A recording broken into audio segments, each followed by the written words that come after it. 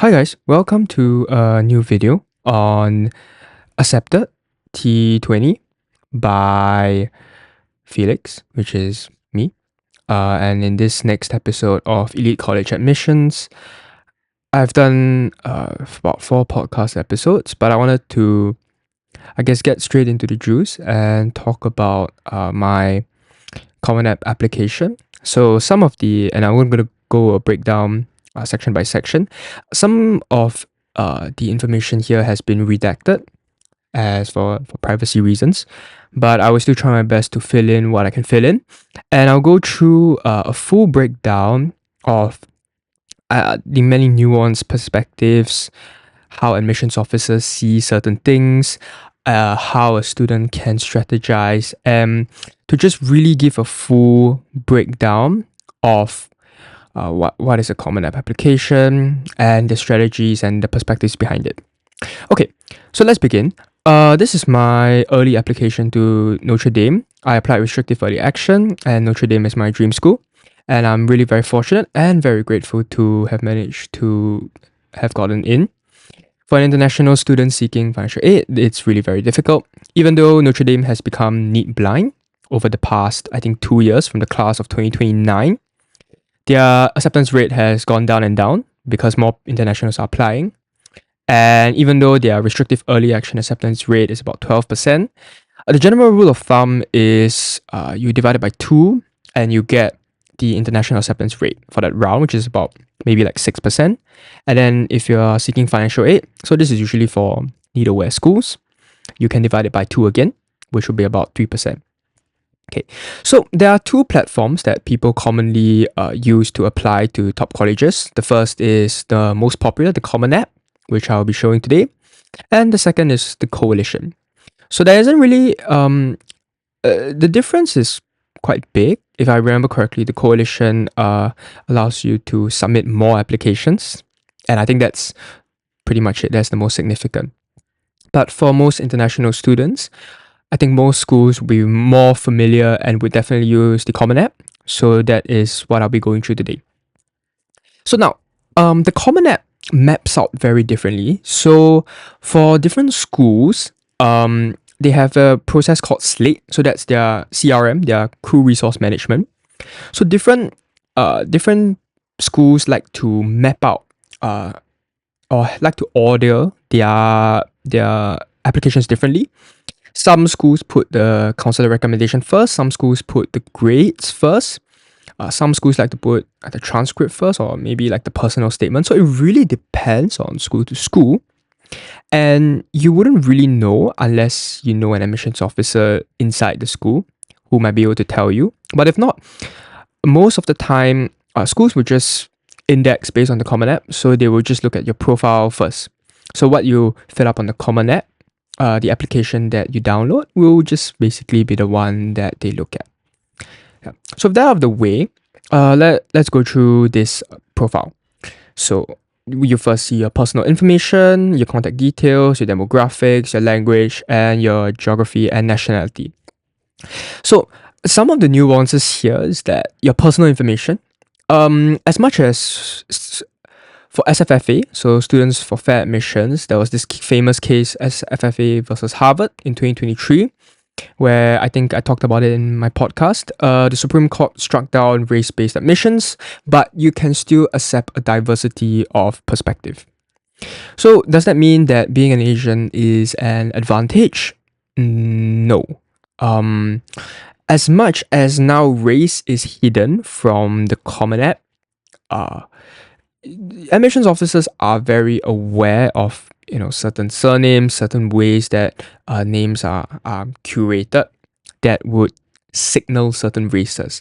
Now, officially and legally, they cannot use that against you, but this is a very gray area because the Supreme Court still upheld a holistic review and individualized consideration. So they are not able to fully take into account race, but it will be an implicit bias. Some schools are very clear, they say that they don't. Some schools say that they don't, but you can very easily tell that they still admit by race. very popular schools like allegedly Columbia. I mean, I do not know, but this is just based off news reports. Columbia, New York University, they still look at race, although not officially. But I mean, if your name is like Qin Shi Huang, it's quite obvious that you are Chinese or you're Asian. So that's that. Don't don't be don't overthink this part. There's really no need to. Just put in your real name. You can also share your preferred name. My preferred name is Felix. So some people, especially Asian students, they have an English name, your birth date, your phone, and your permanent address, and your gender identity. So over here, there is a something that an admissions officer might look out for. They might look out for your gender identity. So most people identify as male or female. Your sex also. Most people identify as male and female, but some people might be LGBTQ, and so some schools do look out for, like what I said, a diversity of perspective. So if you put sex as maybe non-binary or something different, an admission officer might tag it and they might take a closer look. So, but does that mean that you should, put that you're gay or like you're like bisexual? There's no need for that. Just put what you really put. I don't think it makes a big difference. And unless you're applying for women's genders and sexuality studies, and it's a very core part of your application and related to your academic hook. So all these I talked about in my podcast, Elite College Admissions, the strategy and the context. You can put it down, or putting it down makes a difference. But if not, just being a normal guy, a normal girl, that's perfectly all right. And so the next part is language. So language is a lot more interesting in a sense where they are able to see also your race from this. So English is my first language. I also speak Mandarin. I also speak Cantonese at home. So my mom's from Hong Kong. So I'm able to speak and understand it at home. So that's a dialect. So that's it's very clear that I'm Chinese, or at least I have a background that comes from Hong Kong, although I'm Singaporean. But this is also another way that admissions officers can unfortunately see your race. So there's really no there's no need to try and hide. Just put the languages that you can speak. I think the difference is that if you can speak many languages, if you're like a polyglot, if you're able to speak like 6 languages fluently, and you want to apply for like maybe like a linguistics, or like your hook is like a political science hook, and you want to be like a global ambassador for different regions, then admissions officers do pay attention to language. It's very nice, because admissions officers, like what I always say, admissions officers want what they don't have. So being able to have a polyglot, a person who is like fluent in 6 languages. If I'm not wrong, the language also has an other section. So imagine if you find a kid who is fluent in I don't know, like a very like specific Chinese or very specific African language or South American language. So I'm just thinking on top of my head. These are some of the things that make a student special, and they make their candidacy stand out. So language, even though most people just put English and their mother tongue, or like Spanish for a lot of Americans, this can be a very important section depending on your hook. So I think the point that I also want to make is that a lot of things are really very they can be used in the Common App. It really just depends on your hook. What are you applying to the school with, and what is your overall narrative? So most of the time they don't matter, but they can matter in very specific contexts. So that's also why I find it very interesting where people would always like put in online forums like, does putting like me being like, for example, bisexual make a difference? It generally just doesn't, unless that's a core part of your narrative, and that's your academic hook. You're applying to like women's genders and sexuality studies. So these are the sort of things that can matter. So next is your geography and nationality. If you're internationals, like a pure international student like me, you're just a citizen of a non-US country. Your birthplace is, you can be born in different places. This doesn't really matter. and how many years you've lived in the US. Something that's very important to note is other citizenship. So there's not much that you can do with this because this is a factual based thing. But a lot of colleges determine diversity by citizenship. Now, what do I mean by that? What I mean is that let's just say that I'm admitted, so I'm a Singaporean, so I feel that Singaporean bucket. But you might be asking me, well, how can this be an advantage? So some students have triple citizenship. So maybe they have maybe like Thai, British, and Japanese citizenship. So this student counts as technically 3 nationalities and can technically count as 3 students. I know that sounds crazy, but because diversity for international students very specifically is determined by your region, by your citizenship. Having 3 citizenships mean that the school can claim that they have a Thai, a Japanese, and a British student all in one, even though that's just one student, but they can claim that they have a student from these 3 nationalities, and that is factually correct because you are from 3 citizenships. So it's something that the school can definitely easily do. And unfortunately, there's really not much in the way of changing this.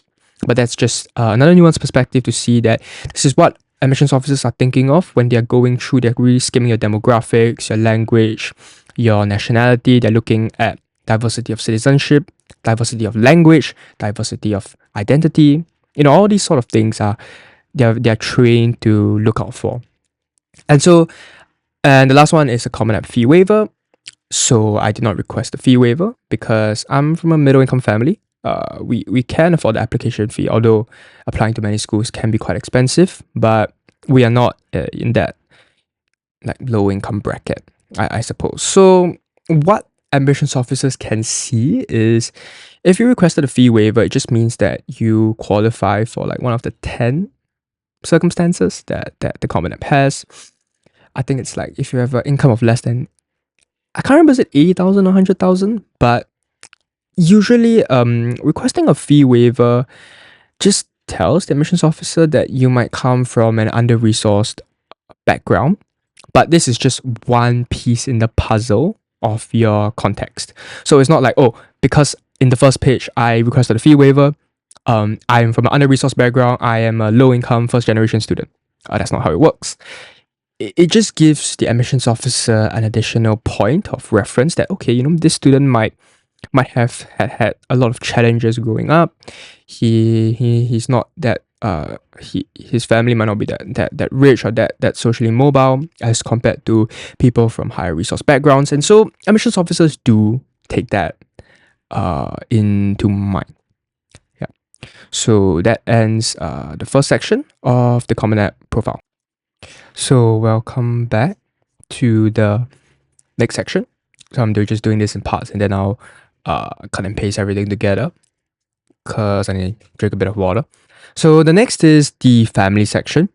So this is a section where I think a lot of admissions officers will also pay a lot of attention to, and I will explain that shortly.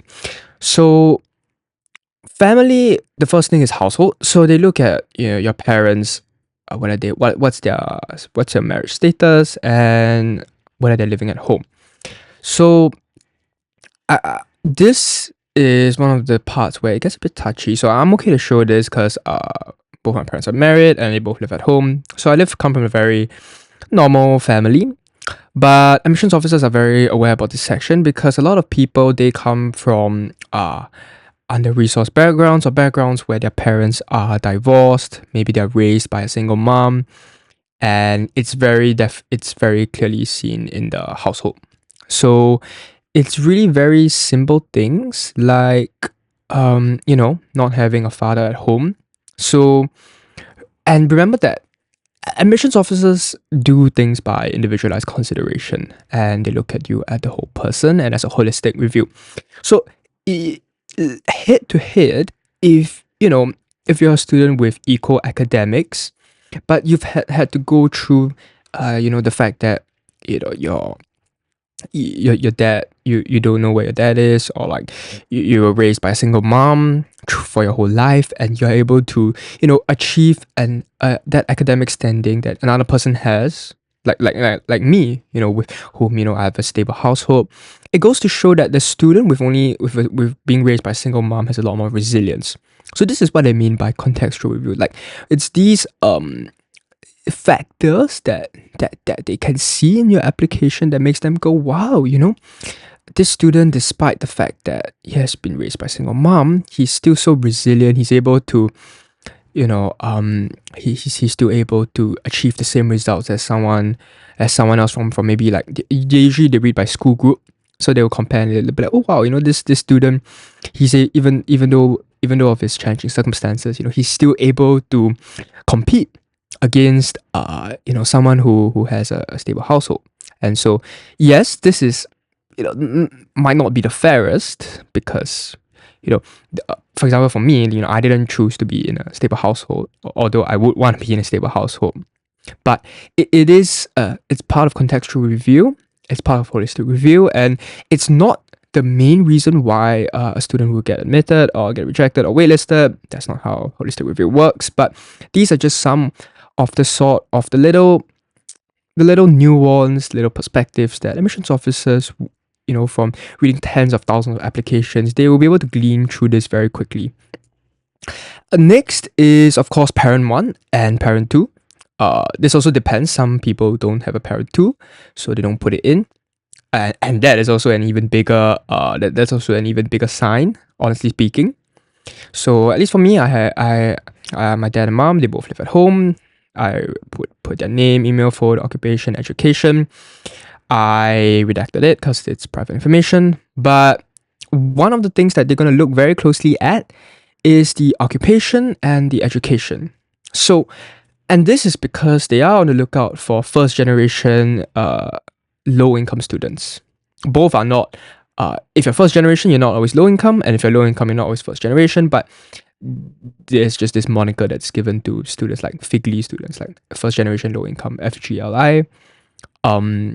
But just strictly speaking, this is where they see your first generation status. So over here, some people will put their parent as no college degree, graduated high school. Their occupation might be, maybe like a salesman, because those you don't really require degrees for that. Or maybe it can be like a 7-Eleven worker, McDonald's worker. So these are the sort of occupations and the educations that admissions officers are very keenly aware of. And so if they see that your parents come from a under-resourced background, just based on their occupation, they don't really need to know the salary. But if your occupation is the managing director of Goldman Sachs, you know that the salary range is probably in the few hundred thousands. But if they are 7-Eleven worker, maybe like 50,000. So it's very obvious, it's very clear. The education also. One thing I also want to take note is that this can be used against you. I've seen applications where their parents both have a PhD. Now you might think, wow, both parents having a PhD must mean that this child is very smart. But that's not how individualized consideration works. It's always about contextual review. Now, if both your parents have a PhD, your candidacy will be held to a higher standard than as compared to a student who is first generation.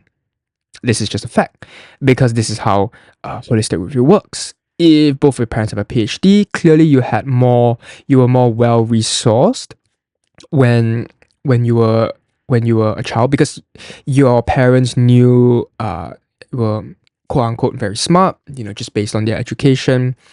These are the inferences that they will make.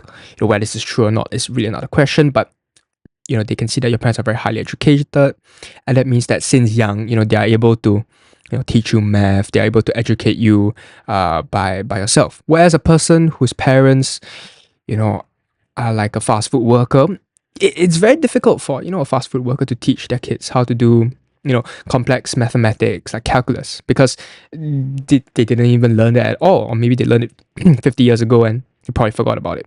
Whereas a student with to PhD parents is more likely to have a very strong educational background. And so that application will be held to a higher standard. That's just, unfortunately, that's just how it is. And so this is a very important section. This is where your first institutional hooks can come into play.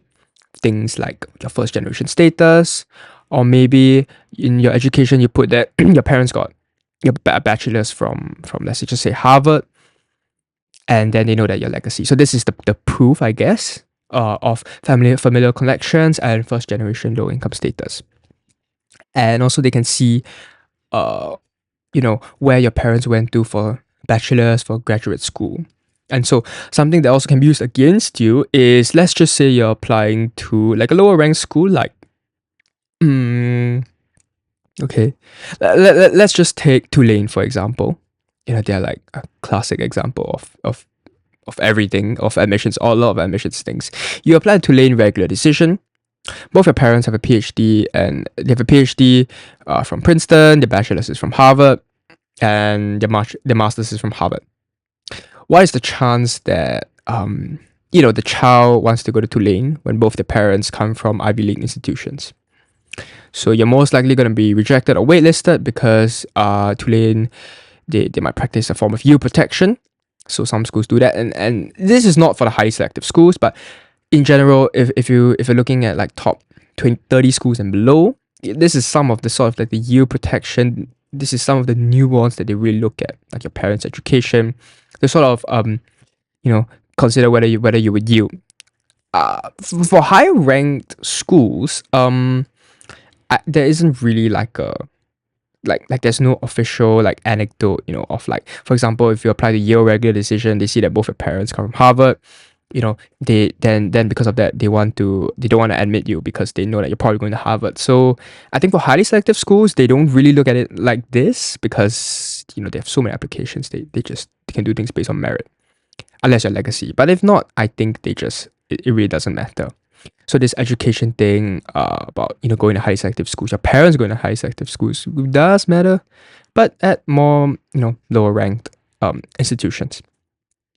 The next is siblings. So in this section of the Common App, it's just your siblings' name and their age. So there isn't really much.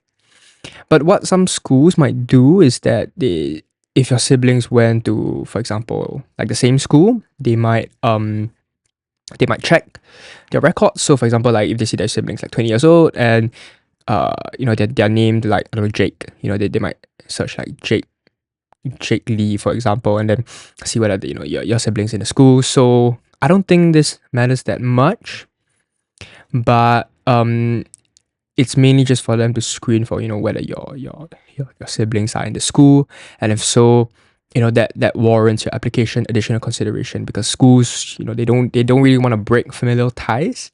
They try their best to really help families stay together. So that includes legacies, that includes current students, siblings of current students, so on and so forth. Okay, so the next section is the education section. It starts off with your current or most recent secondary school. So I redacted my school, but basically it would just show your school, I think like the location, the CEEB code, and the more important thing is the graduation date and the progression. So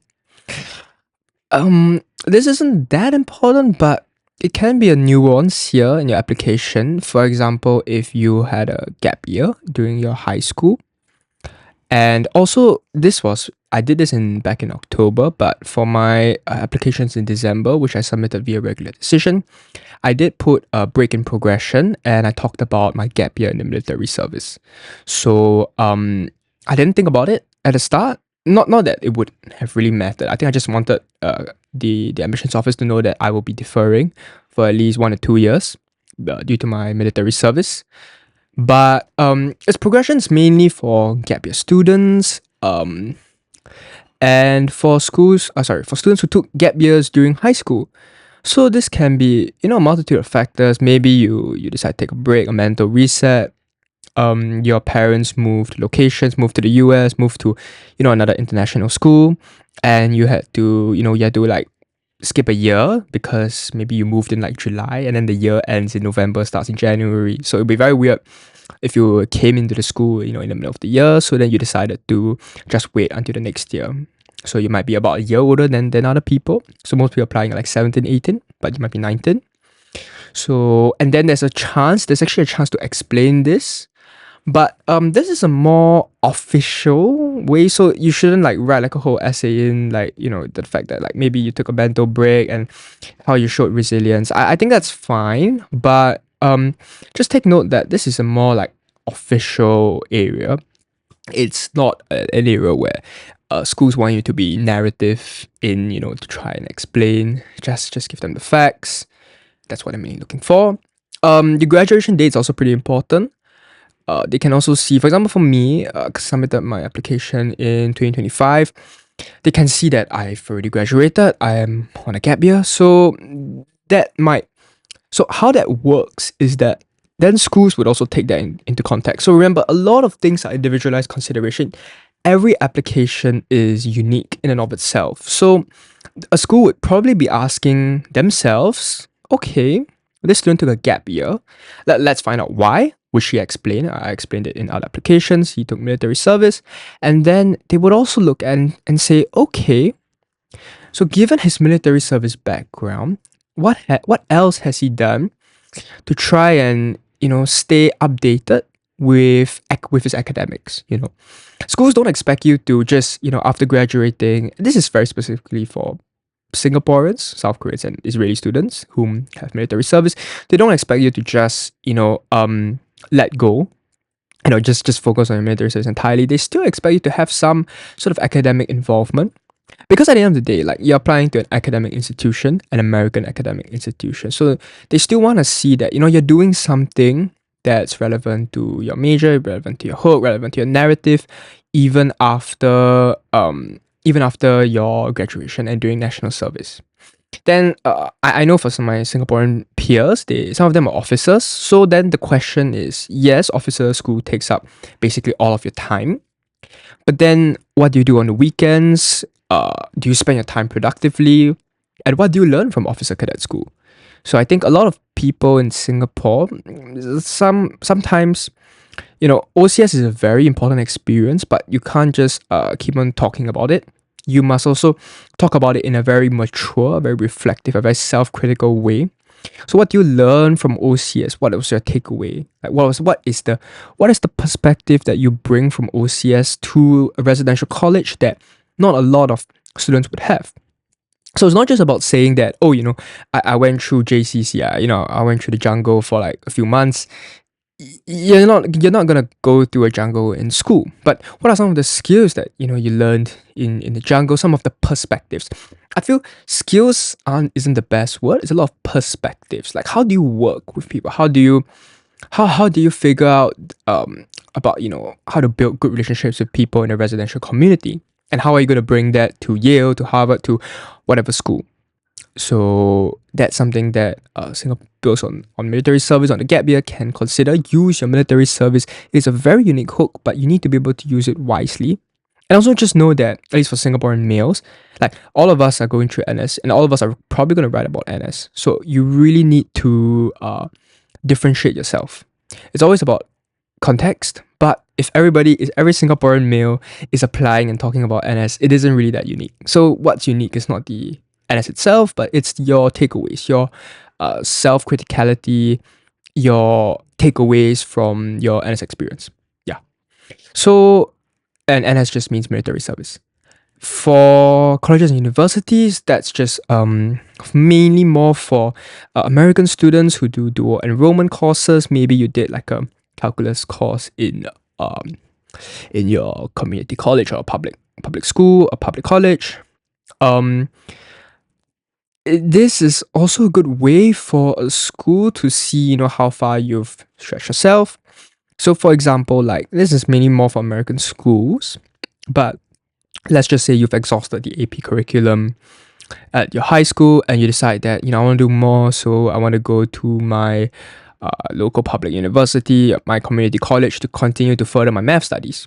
So then this is where this colleges and universities section can come in really handy, because the school And remember, it's always individualized. Context and consideration, they looked at your background. They're like, okay, you've only have until AP Calc, but you decide to do multivariable calculus, like a math course on it, in your community college.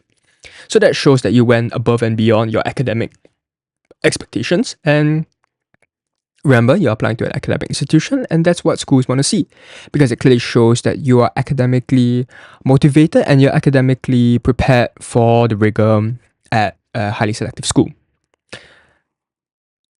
Other than that, you shouldn't put online courses here. This is really more, as I always say, the education is more for the official section. You can put online courses in your additional information, which I've done. But yeah, this is mainly one I can think of is dual enrollment. And also because if you do put any college courses, you might be counted as like a transfer student instead of a first year student. So you really have to be careful in this section.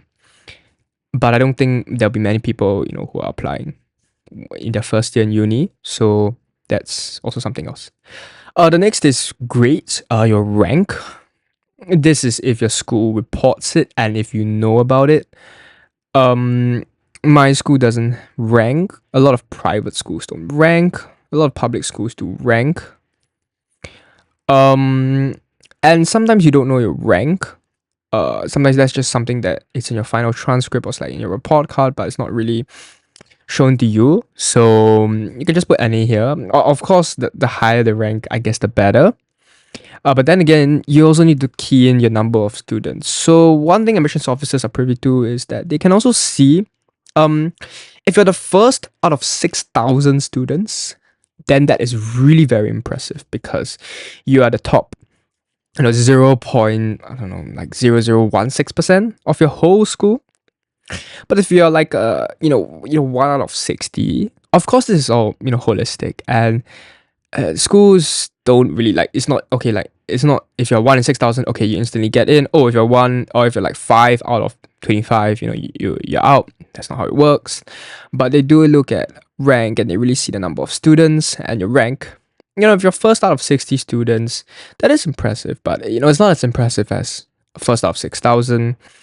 And if you're like 100 out of 250 and you're applying to high selective colleges, you should really reconsider applying entirely, because these schools usually take from top 20%, and unless your school is really, really, really very good, if not, you need to be at least like top 25% in order to apply, or like top 20% for your rank. But then again, most schools don't rank, and especially private schools, they don't really rank. So this is not really a concern unless you're from a public school. But if you're from a public school, an American public school, you basically know your pecking order, so to speak. So I'm quite sure that with the information that you have, you would know where you can apply to based on your rank. The next is current and most recent year courses. So I did the IB curriculum. So why did I put history here? Oh, is that humanities? Oh gosh, okay. I hope that's humanities. It should be, because I put it for econs also. But yeah, so one thing also, check your Common App. I hope I didn't put it in wrongly, but you see, these are some of the things that can make admissions officers confused.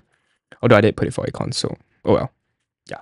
So but anyways, I did that full IB diploma curriculum program. So unlike the AP course, I didn't really have like to do like 15 APs or like different APs.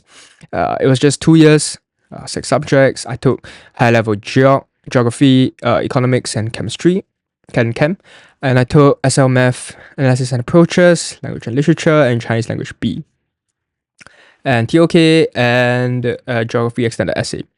Why did I not put environmental science for HR Geog?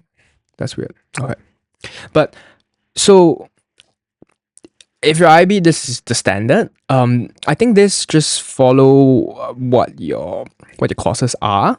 If you're not IB and not AP, then you can just key in like your subject, and then there will be an associated, like, is this like a GCSE subject? Is it like an A-level equivalent? And this really depends. For international students, it really depends on each person's country, their background, their education system. Some do it differently. In terms of the nuance here, for IB at least, it's best to do SL math analysis and approaches rather than analysis and interpretations, because AA is more, it's definitely more rigorous, and definitely gives you IB credit for your first year courses. So that's something to take note of. If your analysis and interpretations, I believe the rigor is not that high, so you might, even though you get a 7 for that, you might not get any credit. You might still have to do like Math 101 or something along those lines in college.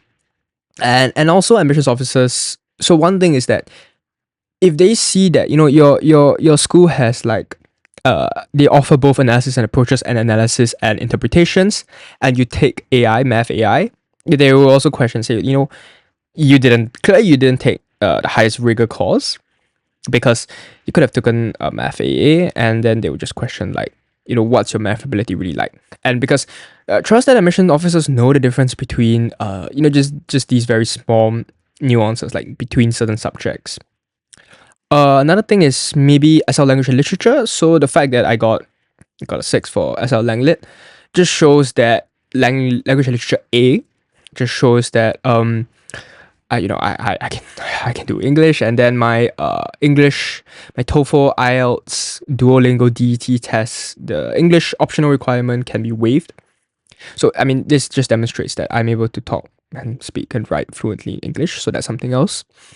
Another thing also is that they will also look at, you know, what sort of courses are you taking in general. So are you a more humanities person, which was me in this case. I took a geog and econs, so it's like a double humans pathway. You can see I only have one high level science. My math is standard, and both my languages are in standard level as well. So it's quite clear to the admissions officer that, you know, I'm not a I'm not a language person. I'm not really a very STEM person. I'm more of a humans person. So I think this can be quite applicable. You know, if admissions officers see that, you know, you're taking SL Math AA, but you want to major in math, then the question is, why didn't you take Math HL? If you want to major in physics, and if I want to major in physics, and you look at my profile, no physics courses at all, the admissions officer would be like, you know, they'll be questioning, and in highly selective colleges and highly selective applications and admissions in general, you don't want admissions officers to be questioning. So you should really go through each and every line of your common app and see, you know, how would admissions officers view this. So I applied with sociology and theology. So these are not IB courses. Maybe sociology is, I can't remember. There's like IB social sciences, but they don't offer it at my school. So the closest, I guess, is geography, which I took at a higher level, and I took econs also at a higher level. So I took both humanities. So then that's fine. But something else also is, like, for example, if you want to do pre-med, they expect at least 2 sciences at highest rigor. So for example, like AP Bio, AP Physics, or for at least here, HL Chem and HL Physics. So, or HL Chem and HL Bio. So these are some of the things that they're looking out for based on your, like what I said, based on your overall narrative, based on your academic hook. You know, are the courses lining up with what you want to study? And if not, then, you know, then the question is asked, you know, do you really want to study physics, but yet you didn't do HL or SL Physics? So you need to be very careful. I need to be very aware of this. And for example, for me, what would have been best is if I majored in geography, but not many students have. Not many schools have a geography major. But why do I say that? Because I did a HL geog, I did a high level geog, and I did a geography extended essay. So clearly, my passion lies in geographic interpretation, geography, and, you know, fields that are associated with that, like sociology. I hope that's what the AO saw. But yeah, so that's just in terms of your strategic positioning and how they look at that. The next is your honors section. So I think there's only 5 or 4. I can't remember, because if there was 5, I would. You know, looking back, I'm wondering why did I not put 5 awards, because I definitely had more. Maybe there are 4 or 5, but I rejected some of them because they're quite specific. But as you can see, I'm not a very no, I'm not a very high achieving student. Uh Even in my final towards the end of my grades, you see that grade 10 I got top 10% for achievement, good leadership and service. In grades 10 and 11, I got top 25% of the cohort. It's some academic achievement award given by the government, and then I was on the honor roll for 12th grade because of my IB results. But all these are quite basic. The honor roll is like a top 25%, maybe top 20% thing. And I also got second place. I did a comic duologue back when I was in grade 9. And in the honor section, if it's like a IMO, please put it. If it's AIME, like the American Invitational Math Examination, or like the AMC, you should definitely put it in. Any Olympiads, put it in. But you can also, like, so for example, for me, because I wasn't so academically stand out, so I decided to put like a little funny award, the fact that I got second place at a comic at a national comic duologue. So this kind of just shows character, just shows that I'm a human, I'm a funny person, or at least people think I'm funny, and that just makes the admissions officer just chuckle a bit, and it helps them like you more, because at the end of the day, when you're facing acceptance rates of like 6%, 5%, 10%, them liking you is really important. And so that's just something that I considered before putting this in, rather than putting like a lot of other academic achievements. But yeah, as you can tell, I wasn't exactly I was like a top student. I was maybe top 10%, maybe top 10 25%. My school was pretty competitive. The average IB score was like 39 my year, so I was above average, but I wasn't like really very good. So there was a lot of things that I had to do in order to improve my candidacy, and in order for me to be able to get into a highly selective school like Notre Dame. So I would go through those later on. But it's best just to put these, because if you don't, then schools would question, like where were you in your cohort. But one thing also is that if your counselor is willing to write all of this in his or her counselor recommendation, then you can actually free up this space to put more funny awards, like I don't know, comic duologues. It can be simple things like, I don't know, you got first place at like maybe like a state environmental fair, something like this. Like, because your counselor can write that, because my counselor, I don't know whether he would have written all of these, so I just decided to do it by myself. But so leverage your teachers, your counselors, if they're willing to write, that you got top 10% of the country, you're on the honor roll, then you don't really need to put all these, and you can just rely on them to do it for you. And then you can put in other awards that at least make you a more interesting candidate, and a candidate that can be more well liked. So last two, community-based organizations. So this is basically, there's a whole long list. I used Drive. I had a counselor. I talked to him briefly about his intended major. So this just kind of shows schools how well resourced you are, because most very well resourced students would not have CBOs. They would just do it by themselves. They'll hire an external counselor, an external like advisor to like help them with the application process. But students from lower resource backgrounds, like I was just a middle income student, I didn't really know a lot about the process. I had to research and ask a lot of people about this whole holistic admission process in general. Then certain CBOs, like I think Education USA, they have like certain scholarships. Like, if an organization has vetted through you, has given you a scholarship, has given you assistance, and if your counselor is somebody whom the admissions office knows, like they know that, oh, this counselor always helps like 5 students from like a certain state, usually they're like the best under-resourced students, then this just adds to your credibility, that you are a person who is vetted, you're a person that came from an under-resourced background and was seeking help and did manage to get it. So it's not going to be held against you. It's more likely going to actually improve or your candidacy. At least the admissions officers know that you sought out for help and that you're like verified basically.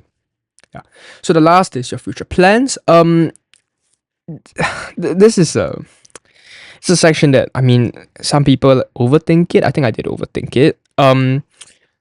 Whatever you do, do not put doctor, do not put lawyer, do not put investment banker, do not put finance manager, do not any of the standard popular, don't put consultant, don't put anything like this. Anything of the standard jobs, do not put at all.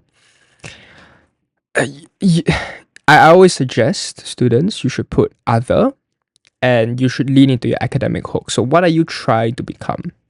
And so for me, I was trying to be a youth empowerment mentor because that was what I was doing, mentoring teens to turn their personal strengths into community projects. Doctorate. A doctorate, master's, bachelor's doesn't really matter. Like most people just put like master's or doctorate, but like anybody can say they want to do a doctorate, but it's not that easy. So you can ignore like the last word, but mainly it's your future job. Don't put things like finance, just anything finance related, or like you want to be like a pre-med, pre-law, pre-business, anything pre-professional, unless you're applying for like UPenn or Claremont McKenna or like schools that want these pre-professional students. But in general, if you're applying to high selective colleges, they don't really want, but you're not gonna help yourself if you say that you wanna do pre-med in the future, because come on, a lot of people want to do pre-med. It's not gonna make you stand out. Whereas if you click in other, I think it's like 100 characters. You can put in that one line that differentiates you from a lot of other students. So like maybe my admissions officer while looking through my application, he or she would be like, oh, this student wants to be a youth empowerment mentor. That's very interesting. We don't have many youth empowerment mentors these days. So to sort of leave like a one sentence lasting impression on the admissions officer. And doing this correctly can be a net positive, but doing this wrongly can also be a net negative. So yeah. So testing, the most overrated section of all time, and honestly not the most consequential, at least for the SAT. So let's begin. If you want to know more about the SAT, please go to Elite College Admissions. You can find it on Spotify, Apple Podcasts. I go through a deep dive into the history and the strategy behind it. So I'm just going to briefly go through what I've talked about 1 hour on the SAT. So just to give you a lot more information. But so over here in this review, I'll go through it very briefly. Your SAT test.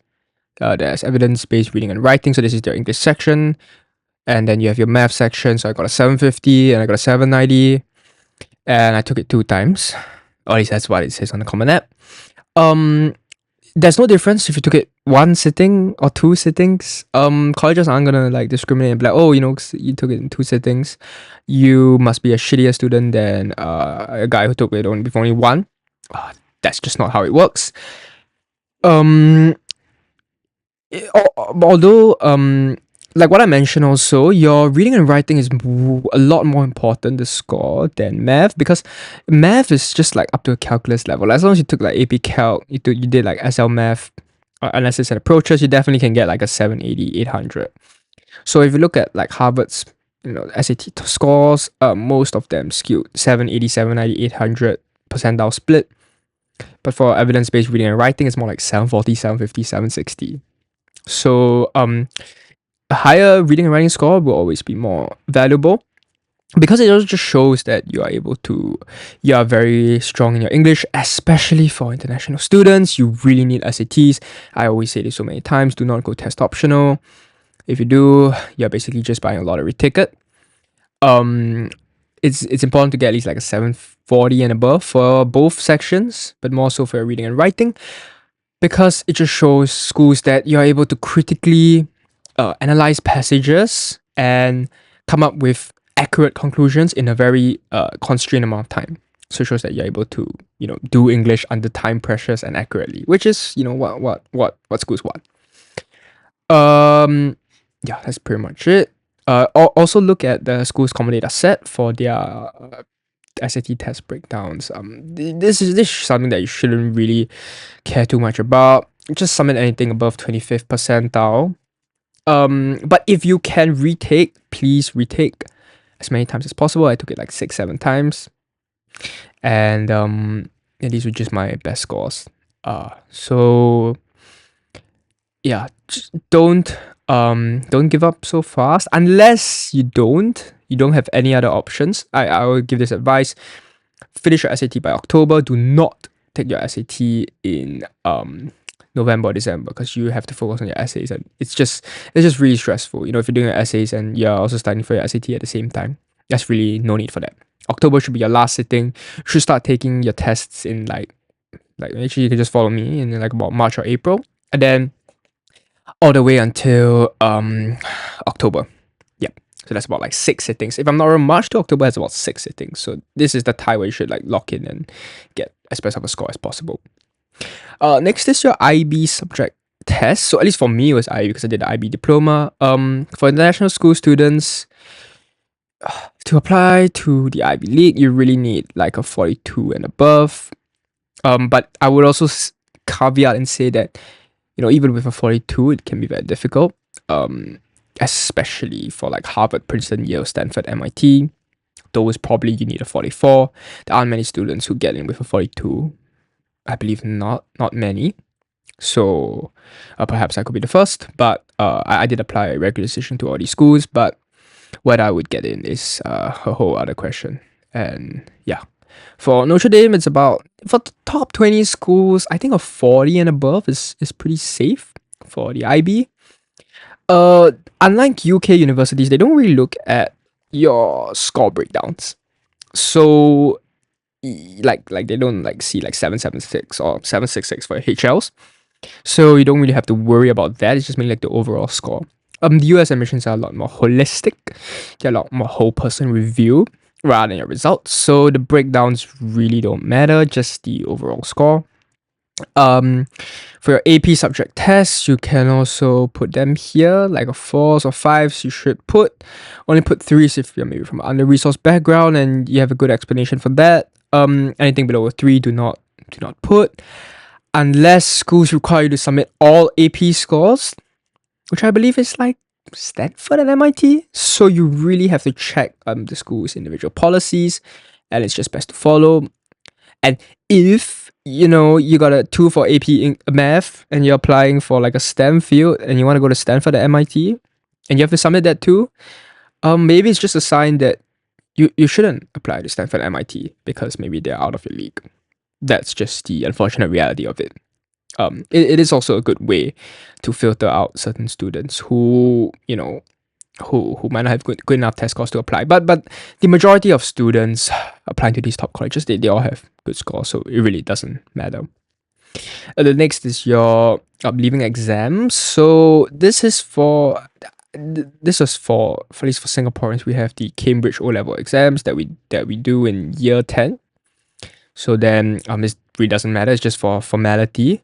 Mainly your final grade 12 exams are the most important. Some students, their grade 12 exams are their leaving exams. So instead of putting IB subject tests like me, they put their leaving exams grade. So that's fine. That's for the Singapore GCE A levels. So that is their leaving exams. And any other sort of country with their own like national examination board in general. So this is really highly dependent on your school. And just be careful. Report what is true. For APs, there is that sort of like score breakdown. For IBs, you just need a minimum like overall score. And for your leaving exams, what I suggest is that you look at, let's just say like your leaving exams is scored out of 100. Only 95s have gotten into Ivy League. So if you have like a 94, like it's just about like a sign of like the sort of school that you can aim for. So look like at like the LinkedIns of previous students, or just orally, you can ask like people who went to the Ivy League from the school and from the country, what are their leaving exam scores, and then you just compare based on that. So yeah, it really depends from country to country. Okay, so next we have the activities. Oops. So okay, so this is where things get really serious and where your candidacy can be make or break. More so breaking than making.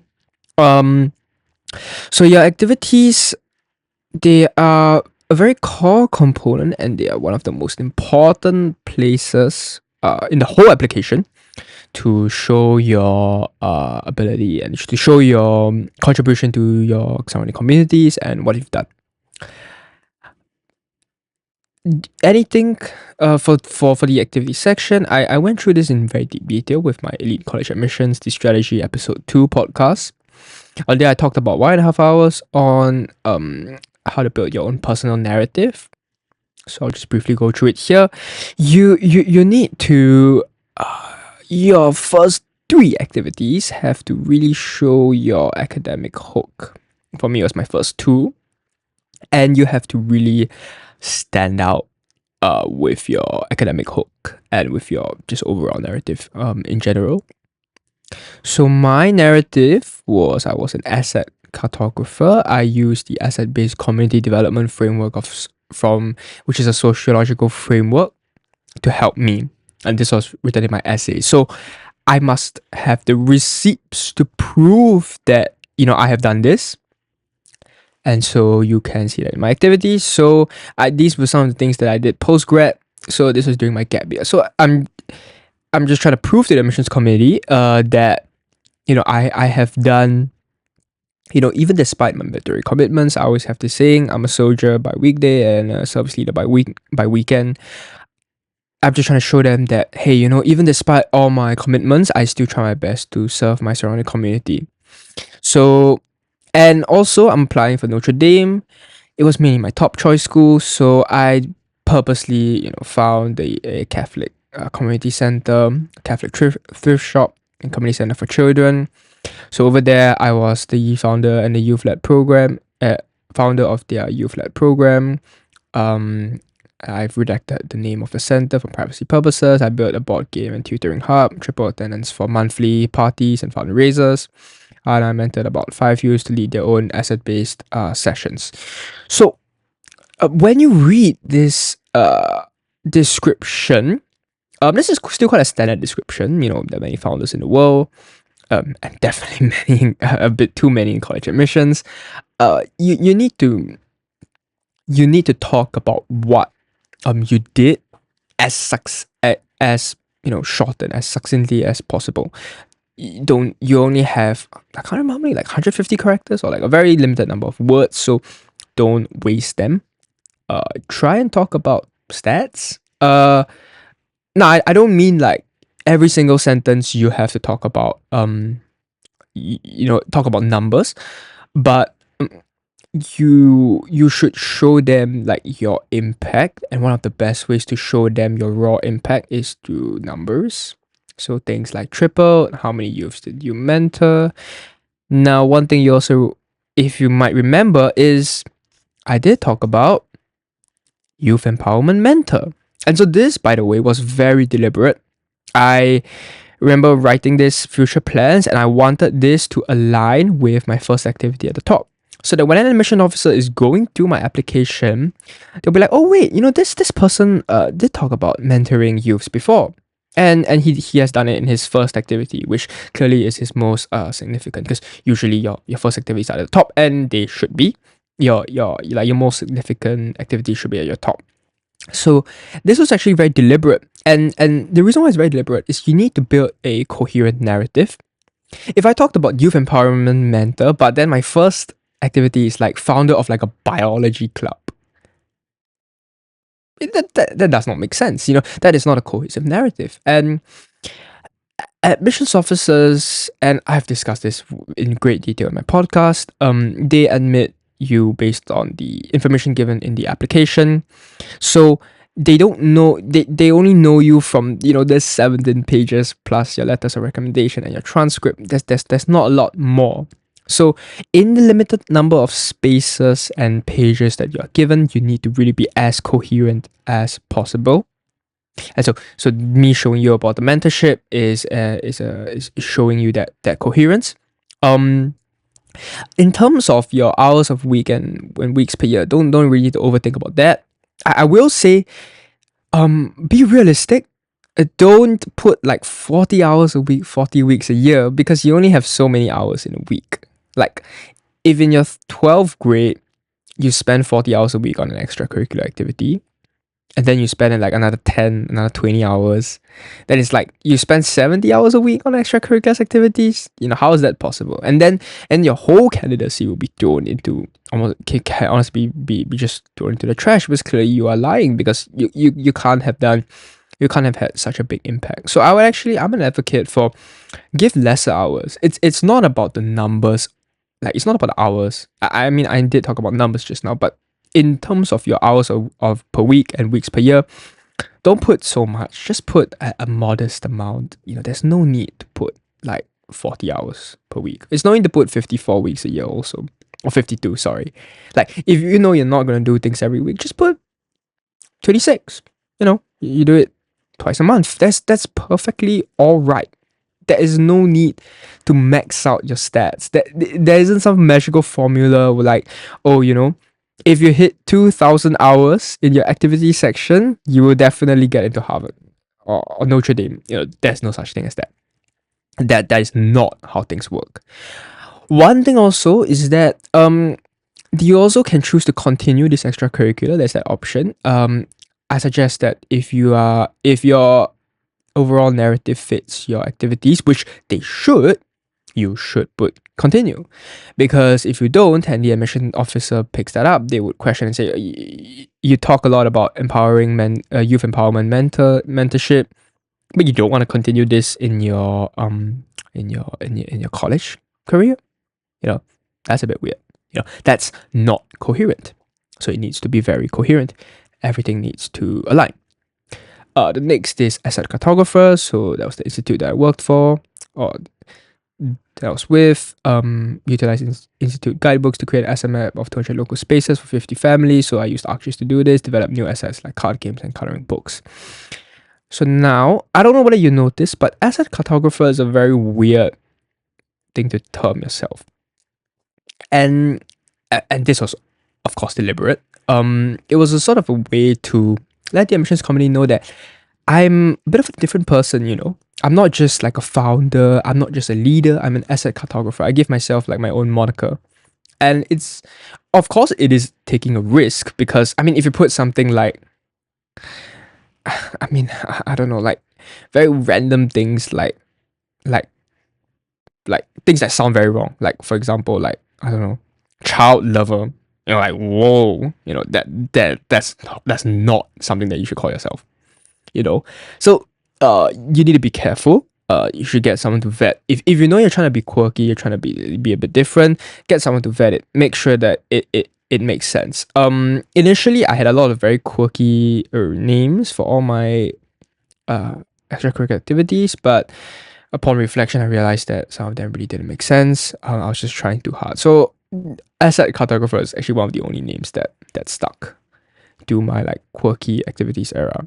So it just shows that I'm different, and remember that the admissions committee want to admit someone that they like, want to admit someone that they do not have, because all humans want things that they don't have.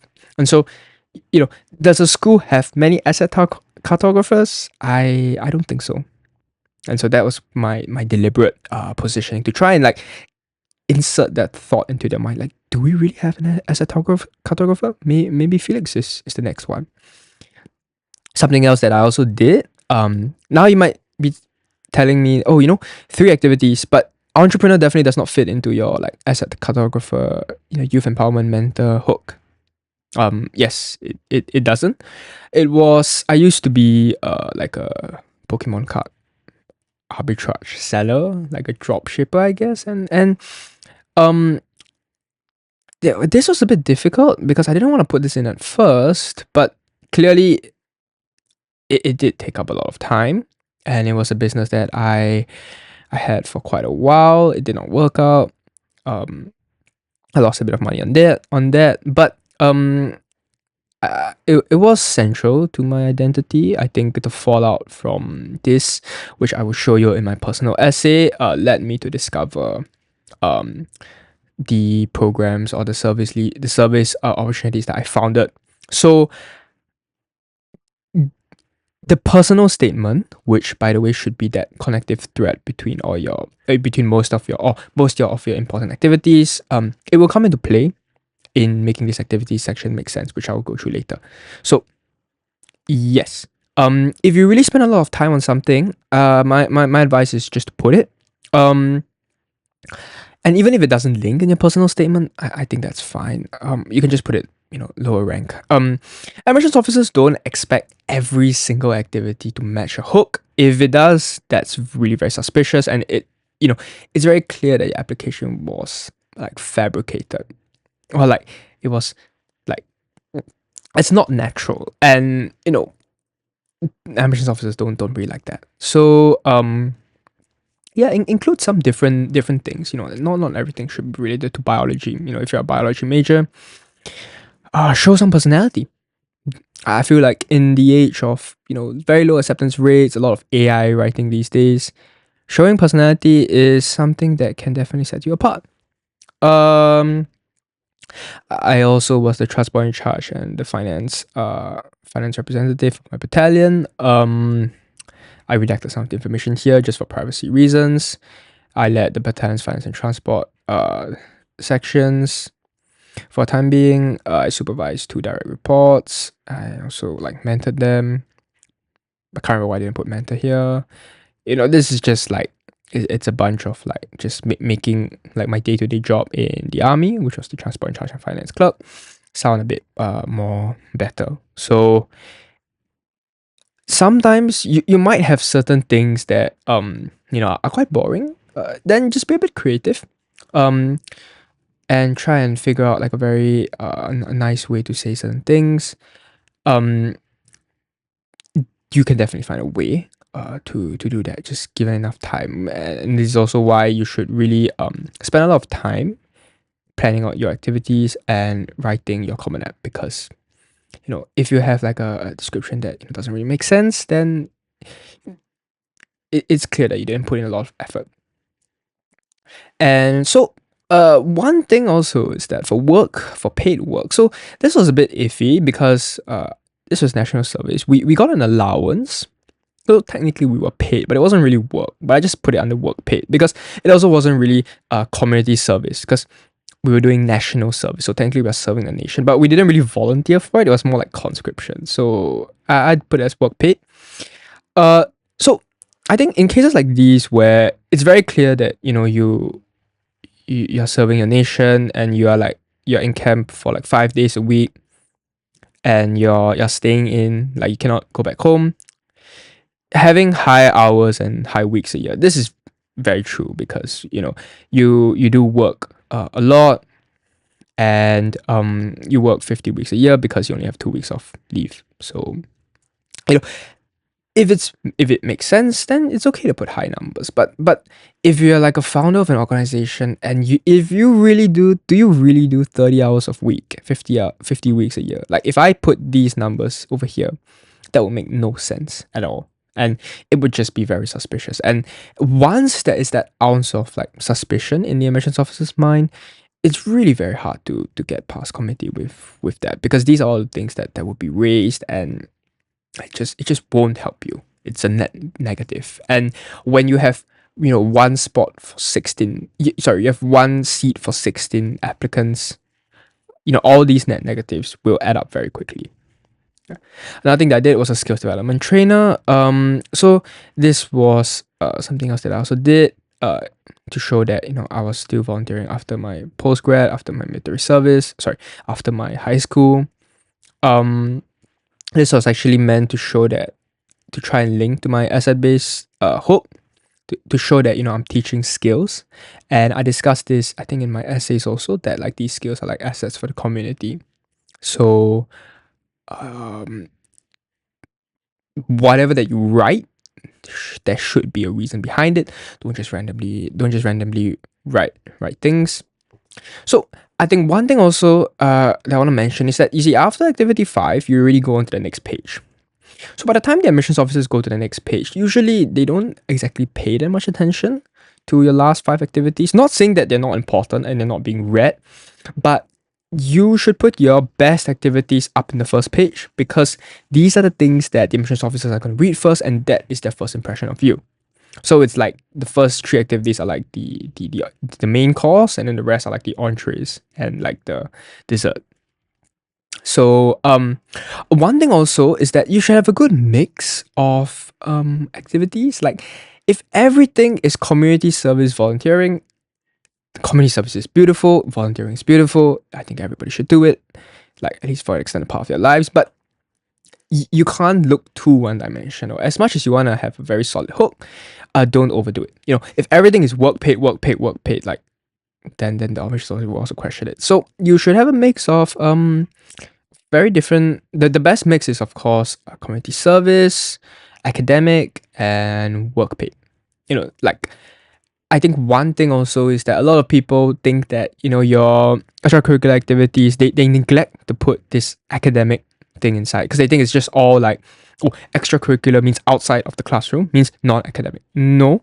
Especially things like research projects, especially for STEM students, please, by all means, put academic. You need to have a balance. So I was a student researcher, pending publication in Roots. It's like a geographic journal. This was also the IB. It was my extended essay and my IA for geography that I was submitting at the time. And I also generated GIS analysis. So these are just some of the things that I did. The GIS is related to my hook, but the urban transport wasn't really. That's pretty much it. So it just shows that I'm able to do research, that at least that I've done some academic work in my candidacy, because I was a bit worried. I remember academics was something that I was worried about, like, because remember, I wasn't a very strong, I wasn't like a top 1% student. I was like a top 25%, top 10%. So I wanted to reassure the admissions officer, the committee, that I am still, I'm not just a guy that does grades. I still do research, and I'm still trying to get this research published. So at least that shows resilience. Something else I did in my earlier years was I was the like chief of operations, event coordinator for an esports organization. I wrote the event coordinator and the moderator handbook, like guidance on how to manage games and tournaments. And I gave some numbers over here. So I directly managed 100 tournaments and about almost 1,000 over competitors. So you see, right, by the time you get to activity 7, the effect is a lot more diluted. It's more just honestly speaking, sometimes you actually don't need all 10. It's actually better if you only have like 8. If I recall correctly, MIT's application specifically only has like, I think max 3, or was it 5? Because you only really need to see, like, you should be focusing your time on like those like 1 or 2 key nexus activities, and you shouldn't be spreading out your time over 5 activities. Master of, what was it called? Master of one trade, jack of all trades of none. Okay, like, but you cannot be spread out so thin. Oh, sorry, jack of all trades, master of none. Yeah, you shouldn't be that. You should have at least like 1 or 2 very important activities that are linked to your academic hook and linked to your personal narrative. So something else, theatre drama. I was the vice president of my school's drama club. And I was also a peer support and orientation leader. So this was just to show that, so you see, you should review your applications very carefully. I did this in actually grades 9, 10, and 11, and 12. I don't know why I put postgrad. You see, so small mistakes like these do appear. So fortunately, it's only in activity 9. But this goes to show that, even when reviewing my own applications, I do see some mistakes here and there. And there's really a lot of information. So you really just need to be very careful. So I fostered school spirit, and I was basically just helping transition peers to secondary and high school. So This just basically shows that, the school has selected me to be an orientation leader. It means that I'm a good ambassador of the school, and it just shows that my conduct is in good standing. The last thing I also included is this senior order server trainer. So this was mainly for Notre Dame. I purposely put this as my last activity. This was supposed to be in my additional information for every other school, but for Notre Dame I put it as my number 10 because at the end of the day Notre Dame is a Catholic school. I am a Catholic, and I just wanted to show that I did a lot of service. I did a lot of service to God before my IBs happened, and I was really busy. So I was the longest serving server at a point. I started serving since I was 8 years old. So gosh, there's like so many masters because it's one master every week. So definitely about 500 masters in 10 years. I organized like training camps for new servers. And I led and assigned tasks for mass services and for Holy Week. So Holy Week is like a special week basically. And I don't know whether you noticed, but you see, I put continue here. So again, you really need to see which activities do you want to continue. I didn't put continue for my entrepreneurship because you're not as much as being an entrepreneur is very nice. Schools want academic students. They don't want so many entrepreneurs, like, unless you're really very good. But you see how I didn't put continue here, I didn't put continue here, but I put continue for my community service, I put continue for my academics, I put continue for school spirit and for my religious responsibilities. So I don't think the admissions officers like they key into these very nitty-gritty details, but for those that do, this can be a signal for them. How dedicated are you to your activities? Are you just going to do your activities for the sake of doing them, or do you want to continue them? Yeah. So the last one is responsibilities and circumstances. So I had to take care of my mom. She had a very bad some mesenteric dissection. Like basically her intestines had a heart attack. Is what the doctors told us. And yeah, we had to take care of her. So that was explained in my challenges and circumstances, which I'll go through later. And okay, this living independently or living on my own is a bit of a stretch. This was I keyed this in because of my national service. Because it said not including boarding school, but it didn't say not including military service, compulsory military service. So I decided to put that. So that was just me being a bit cheeky, and it's a low risk because it is true I did live independently and lived on my own. Although I do recognize that this was more for like students who are homeless and not really for students like me who do military service. But try to stand out. And these are some of the things that the nitty-gritty details that you should really consider before putting them in, because all these, like what I say, in a very highly selective admissions office and especially if you go Harvard and Yale, 2% acceptance rate, 3% acceptance rate, these are all the small things that really do matter. Okay, so this is a re-record of the personal statement section because unfortunately the audio was quite corrupted for this. So I'm re-recording this at a later date. So I want to talk about the personal essay or the personal statement. I think one of the first things I just want to say is that you should not be bragging in this essay. I think, and this is more so for maybe about Eastern culture, especially for East Asians, Southeast Asians, and South Asians. It's in our culture, in our education culture system, to sort of think of the personal statement as like a brag sheet. But when it comes to holistic and highly selective admissions, especially in America, this is really not what the admissions committee and your admissions officer is looking for. It's a lot more about your personal narrative. Your personal essay should be the thread that connects all your activities together. So for example, it should be a why do you do what you do essay, and how are you going to link this to what you're going to study. I think a lot of people make this make this mistake of writing the personal statement as so there are like two ends of the spectrum. The first is like the Asian part of the spectrum, which is that we write this like a brag sheet. We write it as like, after studying very hard, I got first place in the International Olympics Olympiad. International Economics Olympiad. This taught me that hard work pays off and that I was able to achieve a very high score, showing my ability to do economics. This is it's quite common, more common than you think, and it's not really the way that admissions officers want you to portray yourself. But on the other hand, there's also like I see a lot of cases where essays are too personal. Like they talk about like a traumatic experience. Like maybe usually like the very cliche ones are like sports injuries. So some students would say like, oh, I was snowboarding and I fell down and I tore my ACL, and then now like I had to like rehab for like 1 year, and then I continued to persevere.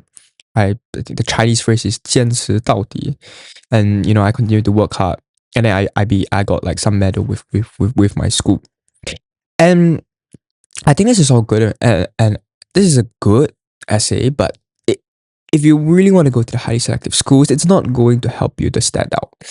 At the end of the day, right, you must also understand that admissions officers, they are looking at your academic potential, your maturity, and your depth of thought. So, what this means is that the admissions officers aren't going to admit you because you persevered. Does that make sense? You need to spend your 650 words here developing your case, because everybody has persevered, in one way or another. It's not a unique and a distinctive feature of your candidacy, because and especially like if you look at the application as a whole, like in your edit essays, your letters of recommendation, your counselor recommendation, a lot of students have mentions of this perseverance. So the point I'm trying to make is that it is not going to distinguish you from the top and highly selective schools. So then you might ask me what is? And it is basically back to what I said. Why do you do what you do? Or a better and specific question is, why do you do your top 2 activities? And then you might ask me, oh, why top 2? Or like, why do you do your top 3 activities? Because remember, your top 3 activities are your main hooks, are your academic narratives that you're going to bring to the school. So answering this question about why you do your top 3 extracurriculars is basically, why do you do what you do? Why is your academic narrative personal to you? What are your personal motivations, at least for me, for becoming a youth empowerment mentor and asset-based community development specialist? Why? It's very easy to say that I want to be, like a linguistics major. I want to study the linguistics of I don't know, like the history of the Japanese language. Why there's like why are there different types of characters? Why are there Chinese words inside? But it's very easy to say, but it's not very easy to show that you really mean it. And an example that I like to give is this classic example of border journalism. Let's just say somebody applies to Northwestern ED, to the journalism school, as an international student, and they talk about how they want to do border journalism because they lived on like the Venezuelan and Colombian border. They've seen a lot of border violence between maybe like drug gangs, and they want to investigate this. This is almost a perfect narrative because it makes sense. Since you were young, you lived on a border town, you wanted to investigate some of the things there, and because of this personal experience written in your personal essay, that's why you want to become a border journalist. Whereas if you're from San Francisco, which is a city, and you talk about, I want to do border journalism, what's your narrative? Like, why would the admissions officers believe that you actually want to do border journalism? Because San Francisco is nowhere near a border. You get what I mean? So there's this your personal narrative and your reason why do you do what you do is really very important, and that has to be conveyed in your personal essay. And it's not just about why do you do what you do, it's also about how do you link this to what you want to study. So how do you link this to your academic hook? which is basically trying to say your personal essay is that one thread that describes everything about your candidacy to the best of your abilities. The supplemental essays is trying to add dimensionality to your candidacy, to see you from a different perspective. But there's a reason why it's called supplemental, because it shouldn't be the main reason that colleges admit you. It's a holistic review, and it's just an addition. So going into this, I wrote about discuss an accomplishment, event, or realization that sparked a period of personal growth and a new understanding of yourself or others.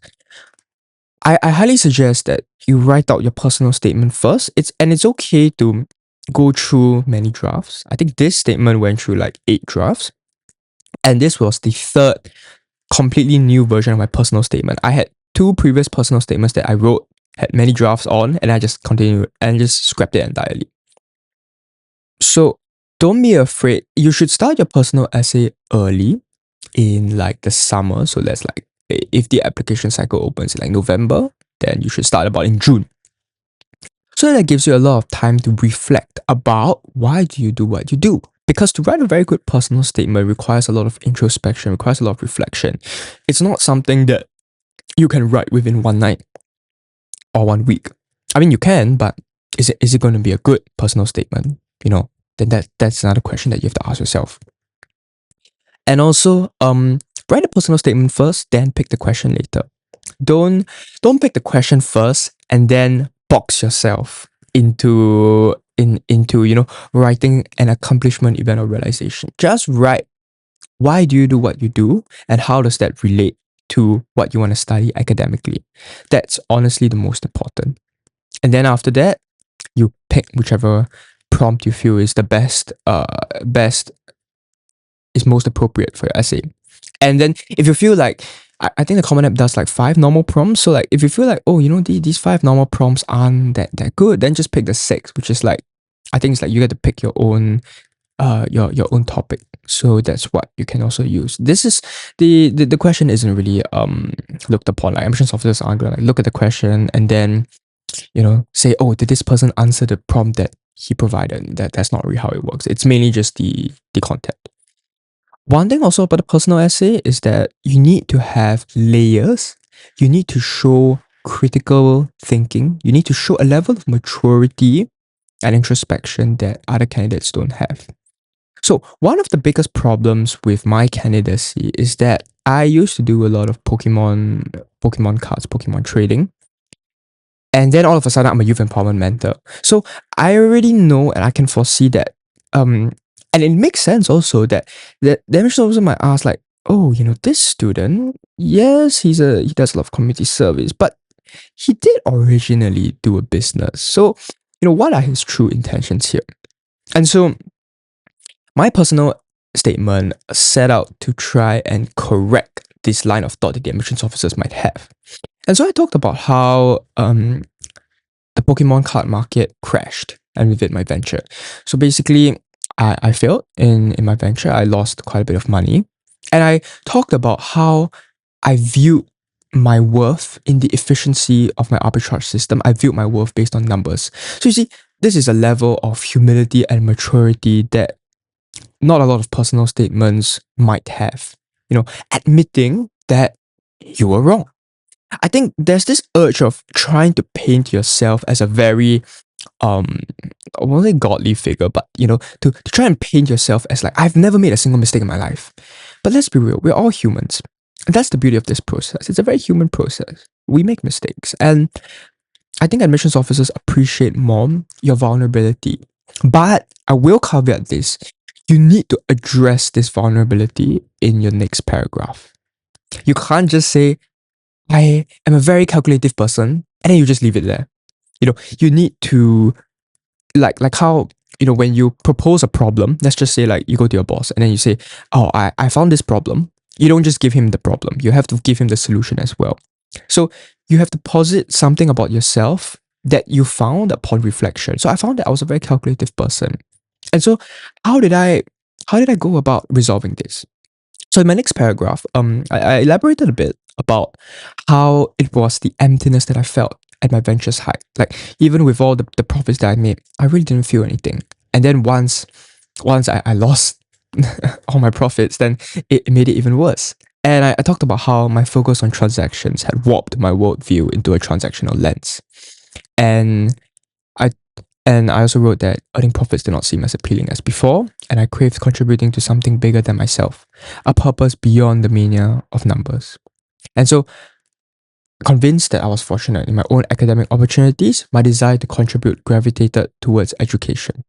So, I then in this second paragraph, I talked about how, I was still very ambitious. I still wanted to do something, but I didn't know what to do. But because of my thankfully and gratefully very strong IB results, I wanted to contribute towards education. So basically back then I was like quite bored, and I wanted to try and help, to try and go in a different direction. Because I didn't, after that, honestly speaking, I got like, I was quite shook after losing that business. And I was just like, okay, why not? Let me just go do something completely left field. So this is actually a lot of introspection and personal reflection. Like, of course, I wasn't thinking about this like when I started. I mean, I just did things. But upon reflection and upon thinking, I was like, yeah, this is actually why I did what I do. Answering the question, why do you do what you do? And so this conviction led me to Center for Disadvantaged Children called CEC, where I took on the role as youth president. And then I talked about how I imbued a transactional approach to this venture. So this was upon reflection that I realized that, actually I didn't really deviate from what I initially thought, which was that I had a very transactional approach. Now you might ask me like, oh wait, you haven't solved the problem yet.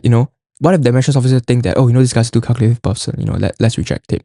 But don't worry, I'm developing the idea. So something about a personal essay is that it has to have layers to it.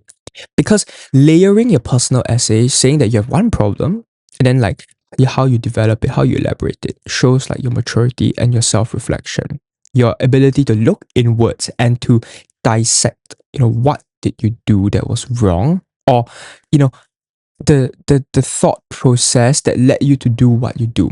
I think a lot of people just wing it, and they just say, oh, after my IB results, I started volunteering at a tuition center.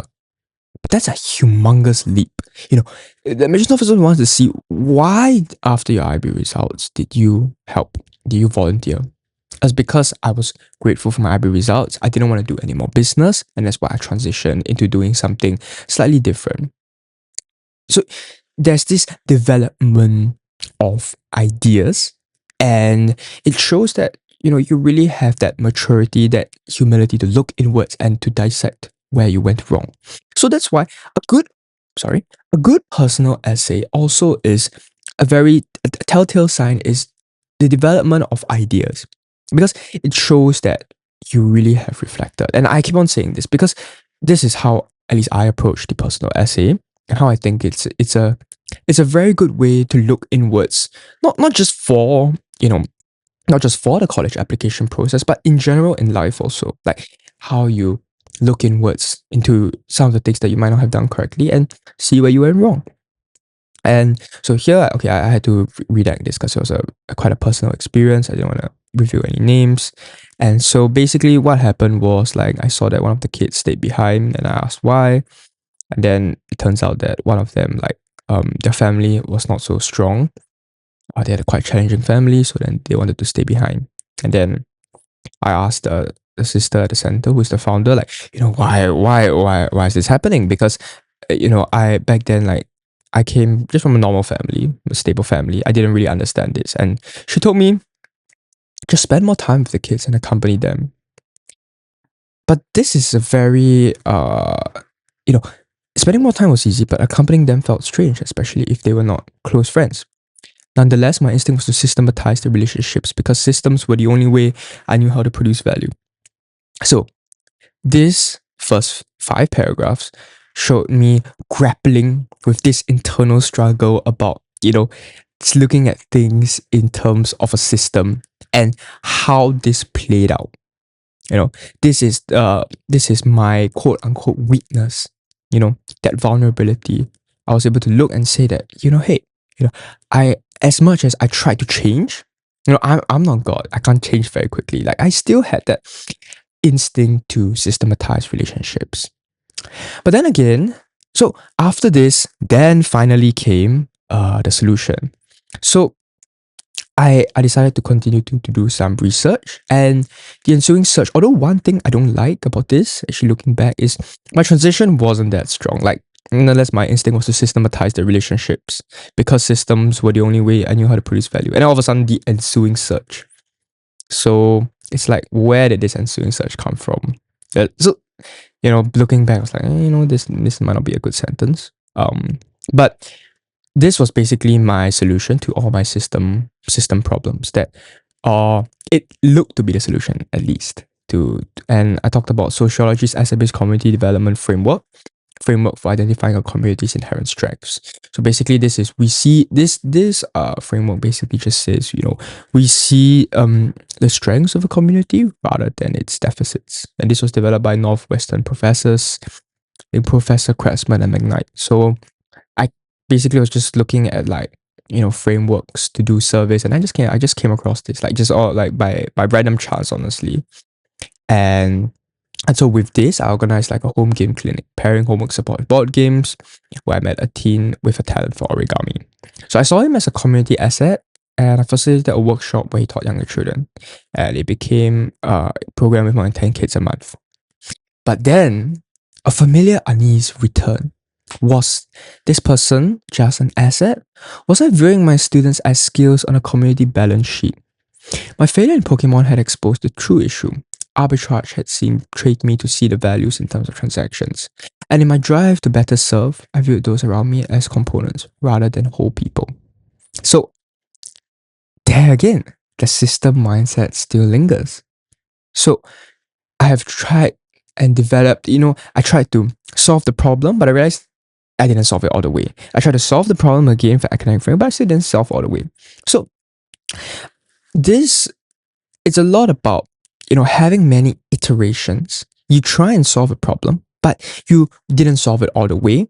You try and solve a problem, you almost solved it, but there's just something missing. And so this shows your intellectual vitality, that you, well, at least Stanford calls it intellectual vitality. I call it academic potential, where you are able to look within and know that even though you try to propose a solution, it wasn't 100% solution. It's not almost there. You still had ways to go in order to improve as a person. And so that shows maturity, that shows humility. And so I think finally in my last paragraph, I then understood what sister said, which was her wisdom. That, remember at the start, she told me about accompanying them. And at first I was like, what is this? What is this accompanying thing? So there's this concept of accompaniment in Catholic social teaching and in, like, the Catholic values itself, which is that accompaniment wasn't just a strategy, it was the why. So asset-based community development was a very useful system. It was a good system, but the concept of accompaniment filled the emptiness from my venture. So this is the, you could say, like, the ultimate peeling of the onion. Like, finally I saw. It demanded I see the person before the problem, their inherent worth before their potential benefit. So I was just trying to say that we need to see the people around us as people and not as, like, pawns, or, like, to be very calculative about, like, the people that you interact with. Because honestly speaking, that was my mistake. I was that very calculative, always seeing, like, does this person give me a net positive, a net benefit, or a net negative? And that's just what I realized. And then I said that, I saw clearly that my old approach was backwards. Grounded in the idea of Imago Dei, where every person is made in the image of God, my mission shifted. It wasn't a top-down approach of service from a place of privilege anymore. Rather, it was about meeting my community on level ground, walking as friends, and seeing the dignity that they possessed. So this is basically my final, like, solution, is to say that, ABCD, or asset-based community development, was a good system, but it needed to have that theological, or that theological why. It's not just about, making assets. It was about seeing them seeing the people whom I worked with as humans. It's something very, very simple, but at least at the time that I was writing this, I finished this in about like mid-October. That was something that I really felt very deeply about. Of course, now things have changed. I feel like with all the essays that I have now, I might have written like a slightly different personal statement, but that's fine. You always evolve. So another thing, not just about the personal statement, is that, for example, like if you get rejected from your ED school, it's okay to like work upon your personal statement, because one thing is that I realized that as I did my essays, because I applied in November for Notre Dame, and then I applied December to like 20 other schools, like all your like Harvard, Yale, Princeton, Stanford, Columbia, Vanderbilt, Emory. So like I realized that like my essays that I used for Notre Dame evolved. So it was like I was like improving upon it. Like with each school that I submitted, like it was like initially it was like a version 1 of this essay, and then it became version 2, then it became a version 3. And the writing just got better and better. And the development of ideas got stronger. So this was the personal statement, is like V0, when I finally like I guess like cracked the code. So don't worry. I think if you get rejected from your ED school, or you want to improve on your personal statement, I don't think it's wise to do a complete rewrite, especially something so late into the process. Although it really depends. Some personal statements are already very good, they just need a bit more improvement. And some personal statements aren't the best. So it really, goes case by case. But at least for me, I wouldn't have changed much, but I would just change a few things. Okay, so towards the end, this was my last paragraph. I had a lot of trouble with this last paragraph. I think it's like, do you want to end on like a triumphant note? Do you want to end on like a, usually it's, you want to end on like a victory note, because when you're writing this essay, you want to feel good about your last paragraph. So you want to end it off on like a strong note, and you want your admissions officers to see that. You want the admission officer to feel what you were feeling when you did that last paragraph. But I think I did things slightly differently. And so I'll just read it out to you. As such, my goal shifted from numbers to relationships. Instead of rallying volunteers for statistics, I invited them to simply be present. As this person taught kids how to fold an origami paper, I sat amongst them, learning and struggling. When he saw my confusion, he quietly guided my hands. Alas, I was not a mentor, nor was I an organizer. I was part of a community, learning and being taught. So I guess you could say I ended on like a sideways note. But I like to say that this ending was very deliberate. I wanted to show that I was still very eager to learn. Because at the end of the day, you're applying to an American academic institution. You have to show like your academic potential, and you have to show your eagerness to learn. You cannot display an ounce of arrogance in your essay and say that, oh, because I did this, I think I'm ready. You're not ready. There's no way that, as a high schooler, you're going to be ready for 4 years. You still need to show that ability to continue to learn, to be humble and to be mature. And that's why I wrote this. Alas, I was not a mentor, nor was I an organizer. So this was deliberately trying to say that as much as I wanted to be a youth empowerment mentor, I'm not there yet. I was still part of my local community, learning and being taught. And this is what I wanted to leave my admissions officer off with, like this impression that I'm still ready. I'm still ready to learn. I'm still want to learn more.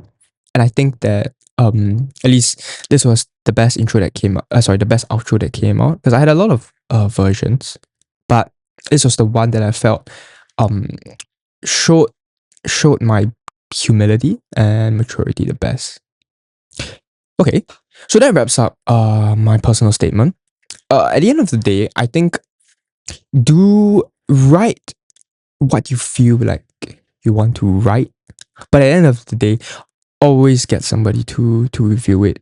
I think it's impossible. It's important to write what you feel like writing, but sometimes you need to look at the context of your essay and your application as a whole. Like, is this really the best essay that connects the threads? So another thing also is that I talked about essay-based community development. And so this is basically a link back to my essay Cartographer and what I did in in my organization. So it's not just about, how I helped people and how I learned more, but it's about how through helping people I learned this academic framework. I developed upon it and realized that I could link this academic framework with a Catholic or a theological why, and employ the and employ the principles of Catholic social teaching to merge, like to marry the sociological how with the theological why. So this sociological how and theological why was also something that I only figured out like towards December. Like it was a very like nice statement that I made. And I wrote about it briefly in my Notre Dame supplements, but I didn't really write about it in my personal statement. And I think it would have been better if I did. So at least the admissions officers right off the bat knows that, I'm an interdisciplinary person, because I think that there's still a bit of room for improvement, definitely in this personal essay. But that's just the application itself. Whenever you look back, even though I did get in, there's always room for improvement. And I guess that's also true because at the end of the day, my last sentence is I was still part of a community learning and being taught. So even though, like I have all this information, I still feel like, there's still things that I can continue to improve. And this growth mindset is something that's very important. Not just personally, but to show to the admissions office. You can't rest on your laurels and think that, you're there already. That's like a one-way street to getting rejected. Because admissions officers don't want, people who think that they're academically accomplished. They want learners. Because at the end of the day, you are applying to an academic institution. So, another part of the writing section, which is optional, is the challenges and circumstances and the additional information section. Now, these two sections are very contentious, and many people will have their personal opinions about this, I think. Because some people think that you must write something. Oops, sorry about that. Just ate my dinner. Some people think that you must write something in your challenges and circumstances paragraph. Some people think that you must write in your additional information as well. But I think that it really depends. It really depends case by case. I'll be very honest. I feel the additional information section should be utilized as best as possible, because there's definitely more in your application that the admissions committee should know about you, that you should write about. But in challenges and circumstances, it's a really bit more different.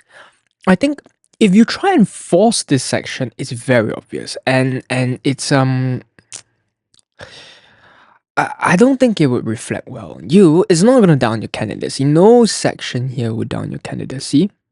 I don't know if you can tell. It's a bunch of things that you do wrongly that will down your candidacy.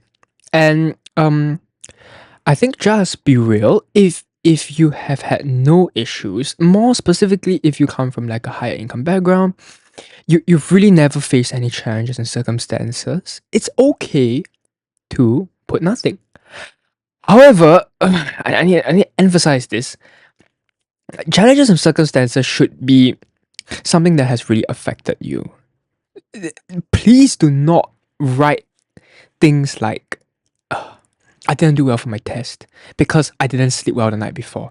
That is not a challenge. That is not a circumstance. That's a challenge that you imposed upon yourself. So, or things like, oh, I missed the bus to the SAT and hence I came late and I got a 1400. Like, so be very careful. With your challenges and circumstances, don't be immature about it. Be mature. Sometimes being mature means putting nothing, but don't frame yourself in a very bad light. So this challenges and circumstances section should be about other people that have affected you and not you affecting yourself. I think a lot of people think that they affecting themselves is a challenge and a circumstance, which but it is not. Please don't make that mistake. And if you fall into that trap, just don't write anything. It's optional. This was I can't remember what it was adapted from. It was like the COVID. So there was this COVID-19 response in the Common App back in 2020. It was like I think like disruption. I cannot remember exactly what it changed from. I remember it recently changed this year and it got shorter. It was like instead of 500, it's 250 words. But it's a lot more broader now, this challenge and circumstances section. And it did came from something a lot more serious. But I think now they've broadened it slightly, but they've cut short the word count. Same as the additional information, it was initially 500 words. I think now it's only 250. So you need to be very strategic about this. If you don't have any challenging circumstances, there is no need to put that in. You can just don't tick the box. It's I think it's difficult because I know that, individualized consideration, contextual review. If I have more challenging circumstances, the admissions committee will see that I've struggled more and they've admit me. And yes, that is true. But don't push it. You don't need to use all the words. If you don't have any, and if nobody has affected you significantly, then just don't put it. It's fine. Okay? So, I wrote about in year 10, I think I wrote about this briefly. My mom developed like a medical condition. Her mortality rate when admitted was very high. The number doesn't matter. I blacked it out, but it was very high. And with the doctor's timely intervention, she made a partial recovery. But there were very long-term implications. My mom, I think her earning capacity decreased. She could only work from home. Her salary was reduced, and we required like a full-time helper. And there's some personal stuff that I redacted about my experiences with her.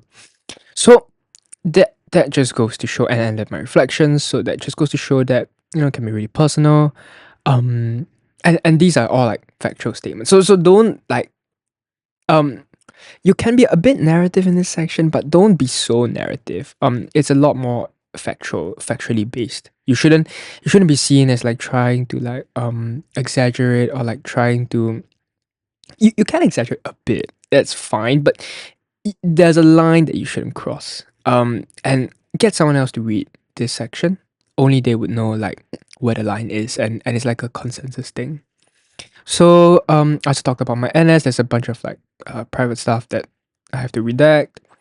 But I was on like a 24/7 on-call environment. There were like curfews, and I mean that is a challenge because remember, I had to do a gap year, so I had to do a postgrad. So a lot of my extracurriculars happened after I graduated.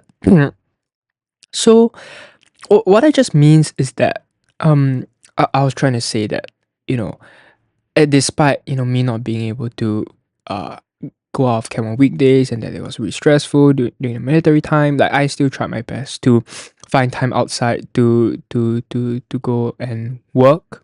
To go and be a service leader. I also had some injuries stemming from like my condition and my injuries in the army, and I couldn't like uprank quickly, but I took the initiative to be the finance and the transport representative, managing the allocation of the amount of money and amount of trips per year, and managing the recruitment and training of 2 colleagues. And all the while doing all of this, while being managing my extracurriculars and my NS, my my military service commitments, I also remained committed to serving my academic passions. I wrote something along those lines, while also taking online courses. So this is just to like sort of triangulate everything and to like sum things up. Like, look, I have some challenges, I have some circumstances, but more importantly, I did not let this define me, and I tried my best to utilize my time to the best of my abilities. So I think it's very important you don't play the victim card. I think a lot of people also do try to play the victim card in this case. I understand that there's a lot of personal issues that people might have, but here you are supposed to show maturity, humility, and the ability to have high academic potential. Playing the victim card doesn't show any of these. So you should talk about like your takeaways and how you didn't let this challenge and circumstance define you, and that like you decided to say, hey, yes, I have this challenge, I recognize this and I acknowledge this, but I did better. I tried my best to become the best version of myself. Something along those lines. To show your maturity, show your humility, show that you are growing and that you still have space to grow. That's the most important. In a lot of the essays that you write, it's a lot about humility, to show maturity, to show high academic potential, or in Stanford's case, high intellectual vitality. So these are the important parts. Okay, now on the additional information section. So this is very personalized. There is no formula, there's no format. This is really a part where you need to evaluate your candidacy as a whole, and do you have any weaknesses in your candidacy, and do you want to address these? This is the number one. So I'm going to first talk about my education information. So this was the one thing I really wanted to emphasize, which was that what I said, I wasn't a very strong student. So my final grades and my prelim results weren't that good. So before I went for my IBs, like which we call like our final exams and then the IBs, but it's also called the prelims. I got very bad grades. So I got like a 62 for econs, 72 for chemistry, 54 for geography, 50 for language and literature, 79 for Chinese, and a 76 for maths. And I wanted to show the admissions committee that I improved, like for every single subject. I improved by an average of like 10 marks for each subject. And I added up my total score. I also wanted to show them that my grade sixes were really close. So I was a bit not happy, a bit bitter about my results. I'm human, and it really stung because the grade boundaries were like 1-2% above. And so I wrote an additional remark. I said that internal final exams are usually given more stringent marking to motivate students to study harder. As such, it is common for students like myself to score lower on internal exams but demonstrate significant growth towards the final external exams. Given this culture in Singapore, please consider giving more weight to my final external examinations, including my IB results. So, essentially I'm making an excuse, honestly speaking, but I wanted to frame this as a normal thing.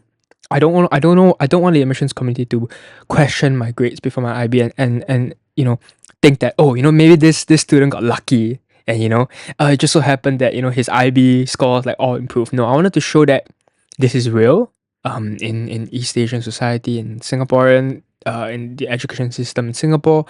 Your prelim results will always be very tough because schools purposely set the papers harder so that if the worse you get, the more panicked you are and the better you study. I did have like quite very significant improvement for my English and my geography because I got such a low score, which forced me to study very hard. So this is just what I wanted to show, and this was what I think is my biggest weakness, and is going to probably down my candidacy to the Ivy League because I don't think my results are there. A lot of my peers and a lot of just people in general in Singapore, they're applying with like 44s, 45s, 43s. I know that I don't really have that to match, which is why I'm very grateful to be in Notre Dame. I feel like it was like a good match in terms of not just like based on like profile, based on personality, but also just based on the results. One last thing is that you can also write about your additional extracurriculars in your additional information section. So I wrote about food and beverage, being a F&B server. So I had to work. I had to get a paid job.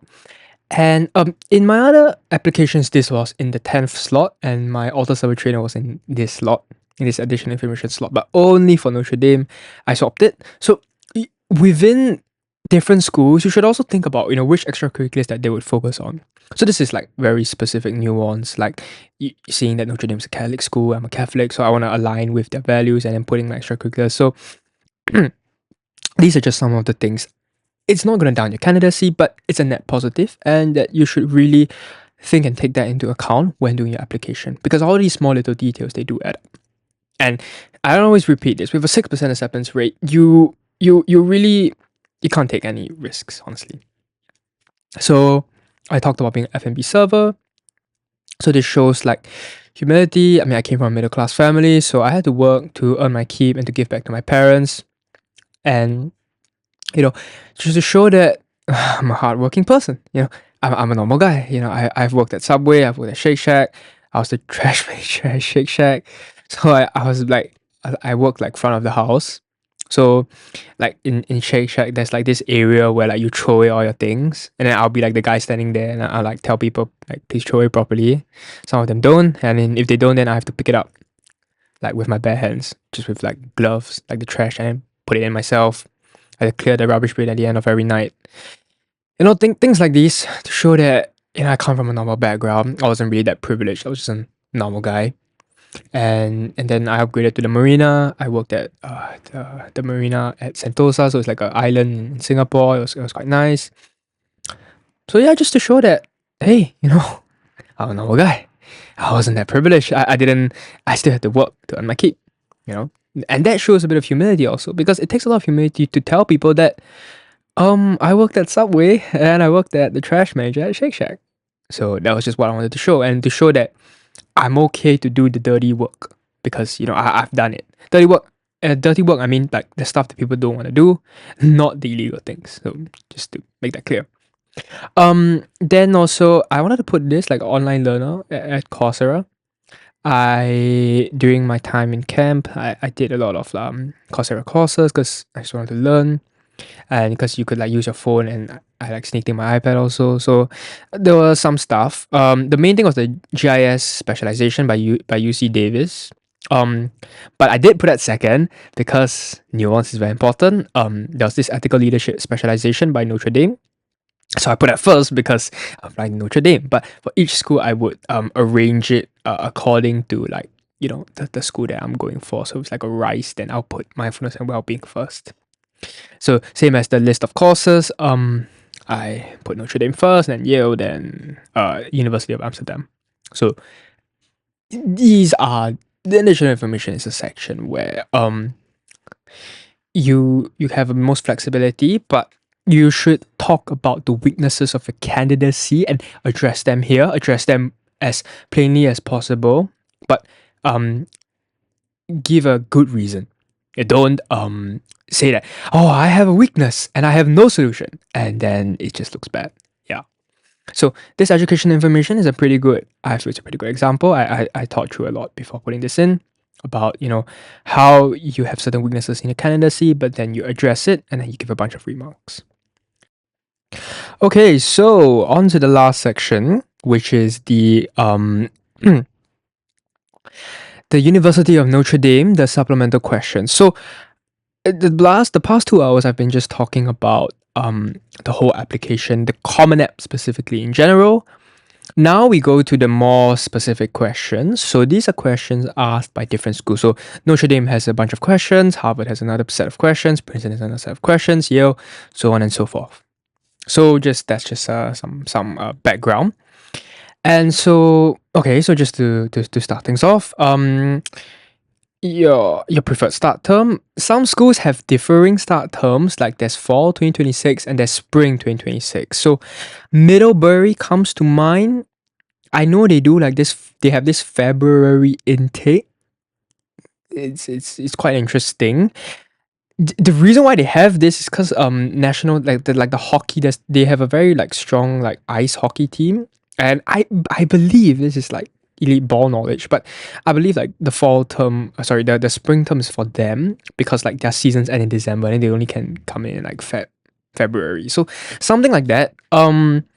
Schools like U Chicago, they have this like deferment thing, like you can come in like fall of 2027 or like spring of 2027 if the normal start term is fall 2026. Like they have this sort of like, we will accept you if you defer your admission, something like that. Why they do it, I don't know. I think it's like to protect against yield, or like to take students that they really want but they don't want to admit in the early round. Like they don't want to admit this cycle, so they just defer them and then they go into another bunch of statistics, like something along those lines. But anyways, just to show you that even in preferred start term, there's really a lot of nuance. Admission plan. So I applied restrictive early action for Notre Dame. So that means that I couldn't apply ED anywhere else. You can only apply early action to publics. You can apply early action to Georgetown. Very weird for some reason. You can apply to Notre Dame and Georgetown early, just by the way. But not that applying early to Georgetown gives you any benefit, because it doesn't. if you look at the acceptance rate, I'm very sure that it's about the same. And like Georgetown is just weird. Like they have this just very weird early action plan. Like the acceptance rates are the same. I don't know why they have it. But they're transitioning to the Common App, so they might do early decision very soon. Both sex is male. And okay, so Notre Dame, I guess this is like the one institutional priority that I have is that I'm a Catholic, and Notre Dame wants their class to be 80% Catholics. So what it just basically means is that in the final class shaping process, when the admissions officers come together, they will try their best to have like a 4:1 ratio of like 4 Catholics to 1 non-Catholic. So that's like their institutional priority, and I fulfilled that. So yes, being Catholic definitely helps if you are to go to Notre Dame, but Notre Dame still is very selective. You can go on Reddit, you can go on College Confidential, you will see that many good Catholics get rejected. So, it is not the be all end all, and putting Catholic doesn't really doesn't just immediately increases your chances. Like you still have to like prove that you're Catholic also. I think a lot of people I know like 1 or 2 people they put Roman Catholic, but they're not Catholic. And then they don't really show anywhere else that they're Catholic. So then even though on paper you are a Catholic, but you don't show the values, the admissions officers are not like stupid. They're not gonna admit you just because you put Roman Catholic in that question. They're gonna really see like, does this person really show Catholic values? And then we want to admit it. So you can think of it as they try to admit 80% of students with Catholic values who say that they're Roman Catholic. It's not just the statistic. It's not just if you put it down then you get it. That's just not how it works. And trust in the process that admissions officers they are not stupid. Like people play these sort of games very often every year, probably for Notre Dame, and they are very aware of it. I also applied for financial aid. Notre Dame was NEET blind, but NEET blind just means that they have like way more applications from international students. And I got almost a full scholarship from Notre Dame, so I'm very, very grateful for that.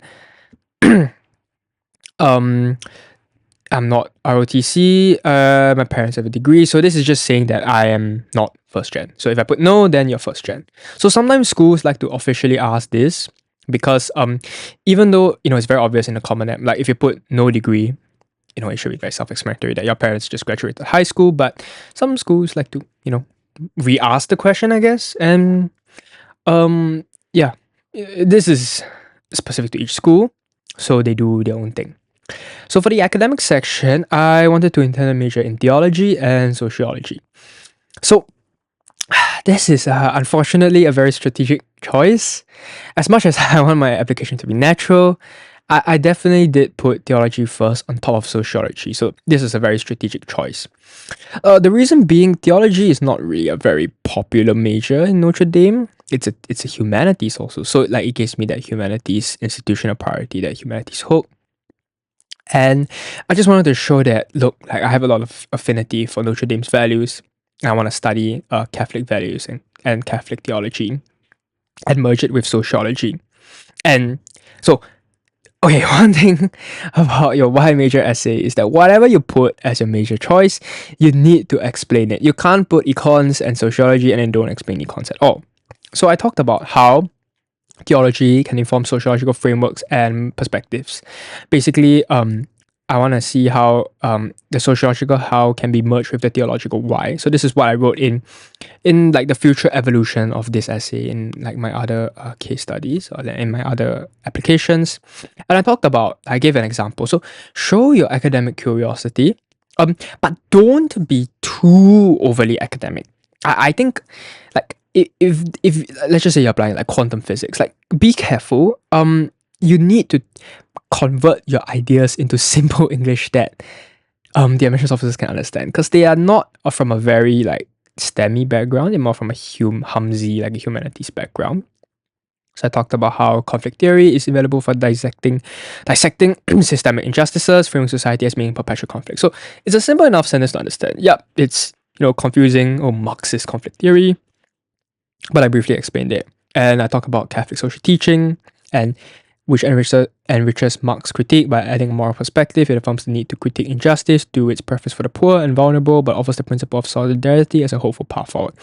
So this is how I combine the theological Catholic social teaching aspect with Marx's conflict theory. So this shows how theology can inform sociological frameworks and perspectives. So I did what I set out to do. And I am eager to explore these perspectives in Notre Dame's intellectually and most importantly, more specifically, a spiritually rich environment, because Notre Dame is a Catholic school. And, learning Catholic values from a Catholic school is usually the best as compared to, other schools. So that is what makes Notre Dame special, and that what makes my candidacy so fit for Notre Dame, because, what I want to study is Notre Dame's spiritual, like is in Notre Dame's character. Don't get this mixed up with like, oh, I want to study STEM because Stanford's the best at STEM. That's very, very different. I mean it in a more like, I want to study this because both our moral values align rather than our academic talents align. Because one thing also, do not apply into a school's strength. If you're applying computer science and you apply Stanford with computer science, it's so competitive. Like, unless you're the best computer science person in the country, most likely you're probably gonna get rejected or waitlisted. So yeah, that's just a quick one. Then there's just some other questions. Your standardized test scores, I want them to be considered because they were good. They were, I think, above the 75th percentile. I can't remember Notre Dame 75th percentile. It was either 1530 or 1540, and I got 1540, so it was just about there. So it was definitely well worth sending. There's also activities. I don't think they pay attention to this much, but just make sure it aligns with what you want with your profile. So community service definitely is number 1. Number 2 is my research, my geographical research. Number 3 is campus ministry because of the altar servers, and then 4 and 5 I just anyhow put. So just make sure that these activities align. Like, don't put something so crazy like I want to do like varsity football, but like there's no reference of varsity football in my application. Then they'll be like questioning everything. So just a lot of the things that you put in these sort of questions, just make sure it aligns with your profile. Just make it be coherent. That's most important. Context. The admissions counselor visited my school. I actually talked to the director of admissions and the admissions counselor who visited. So I think this was maybe, I don't know what got me in. I'm not sure, but they saw me in real life. They took a photo of me actually. So I guess it puts a face to the application. And I think for international students, when it's very rare for an admissions counselor to actually see a student apply and get in, maybe this was what got me over the line over other students, because they've seen my face before. They know that like I'm fully legit. And I've also had a lot of contact with like the current students, alumni.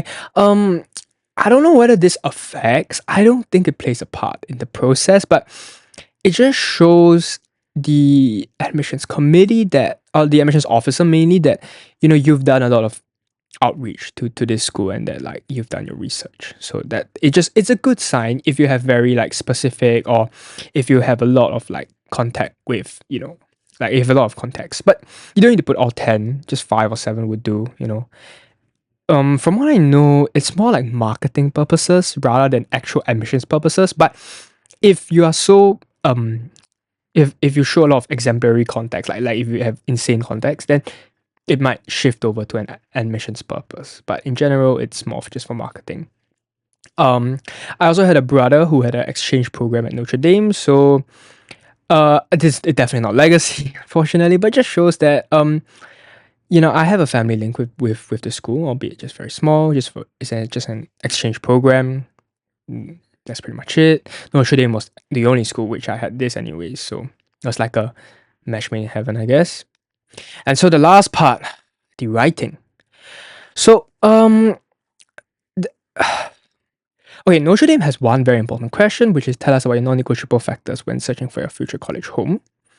So basically, this is veiled as a why Notre Dame essay. Don't get this wrong. Don't talk about like, I want a school with good sports. So many schools have good sports. Don't do that mistake. And make it be specific to Notre Dame. This is like, I don't really like how this is phrased because I feel like a lot of students would make a mistake. They would talk about like general factors, which I guess they're correct because this question is asking for general factors, but it's clearly asking for like factors specific to the school. And you're applying early to Notre Dame. This essay should be almost perfect because you are saying that I want to be in Notre Dame, I apply early, this is where I see my future college home to be. So you need to talk about Notre Dame in this essay. So I talked about how I linked it back to my community work. So remember, it's a lot about the coherence of your file. Talk about things that you've done before. So the evidence that you present, your receipts basically. I talked about how like I've done community work, taught me that meaningful service is a partnership, not a transaction. Hint, hint, I wrote about transactions in my personal essay, about how I saw things as a transaction over here. So you see, coherence in the file is very important, and I deliberately wrote put in certain words. And that, I see that Notre Dame rejects the ivory tower model and embeds itself in the fabric of its local community, and through its certain like projects and organizations. And I also talk about how I talk about the residential community. How I'm living shoulder to shoulder with 16 other men bound by our shared duty to Singapore. Talking about national service, late nights laughter of games of coup in office and Monopoly deal in bunk taught me that simple rituals can turn strangers into brothers.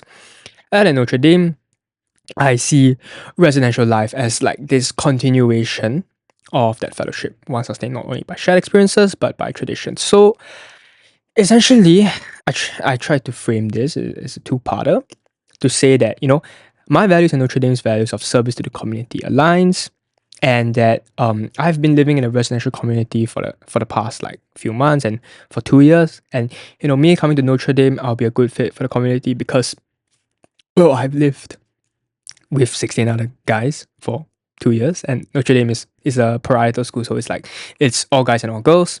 So just to tell them that, look, like, you won't have a problem with me fitting into the residential community because I'm already in a residential community in the military. So that's a circumstance that's much more challenging than being in Notre Dame, and I've done pretty well. And that me continuing at Notre Dame just means that I'm like more than capable of being a good member of the residential community, which is what I was trying to show, and I think I did it decently. Short answer choices. I can't remember 3 and 4 for Notre Dame. I did 1, 2, and 5. I suggest you do 1 and 5. Reason being, Notre Dame is a Catholic school. So if you're a Catholic and you want to prove that you're a Catholic, you should talk about faith and how it influences you. And do a bit of reflection. I know because this isn't a very natural question, talking about faith and it influencing the decisions that you make. It wasn't natural for me. I had to take a while to like think about how faith did influence the decisions that I make subconsciously. 5 is also pretty good because it's like Notre Dame has this like what would you fight for series on YouTube. So clearly it's important to them because they put it as a question. And then I talked about, so option 2 was like, I guess, my weakest option because I think 3 and 4 were just 3 was about like community, like how have you served the community around you, and I talked about that in my personal essay already. 4 was like a compliment that you received, but I feel like that was very dangerous because it ran the risk of me like trying to like compliment myself, and I didn't want that because I want to show humility. So I decided not to do 3 and 4, and like the lesser of 3 evils was option 2. So even in the picking of short answer choices, you really have to be pretty strategic with what you do. And also in your essays, don't repeat what you wrote in the personal statement. So all of these essays should show a new dimension, should put a new puzzle piece about yourself rather than repeating the same thing. Which is why I don't really like option 2, because I did repeat my national service. Like, albeit different experiences. So I guess that like lessens the blow a bit, but still it seems like, I could only talk about national service. And I didn't really want to do that. So this is a bit of a two was definitely a bit of a risky one for me. I didn't I didn't really feel that good about it. But 1 and 5 was fine. So you give and take. Which is why I don't really like it when schools give you options. Like it's sort of like you need to like keep on thinking, strategizing. I rather, a school just gives you, okay, answer these 3 questions. Full stop. Figure it out yourself, rather than like gives you 5 options, so you pick 3, then it's like, is this the correct decision? You have to second guess yourself. So I don't really like that, but that's just a personal preference. So I talked about how like there's a personal experience, and to redact some of the things here, like how this one boy, like he didn't, like his grandparents didn't want him to go to like my board game session, and I was like pissed off, but I chose compassion over anger, and I realized that, like, Christ doesn't want me to punish wrongdoers, but restore dignity to the vulnerable. And so faith guides my decision making by redirecting frustration into love that creates spaces for others, as Christ would do. So that's just a very brief it's just how faith influenced the decisions that I made, and I did it based off like a personal experience. So don't see this option 1 as like a very like academic question. It's not. A lot of questions, right, you can just answer them with a personal experience and then your takeaway, and that's good enough, and that's what the admissions officers are looking for. Don't be overly academic. Don't be like UK, don't write it in the UK style, like the UCAS personal statement style, where like it's a lot of academics, like a lot of like writing out like what you did.